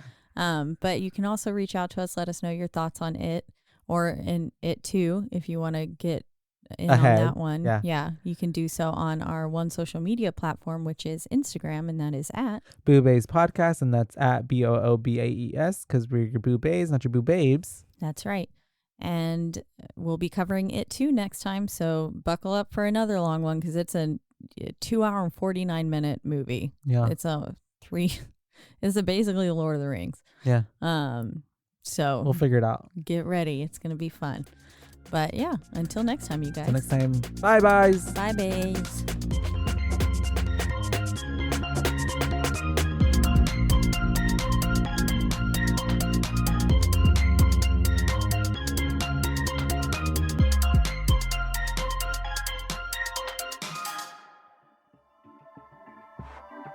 This has been a Rogue Media Network production.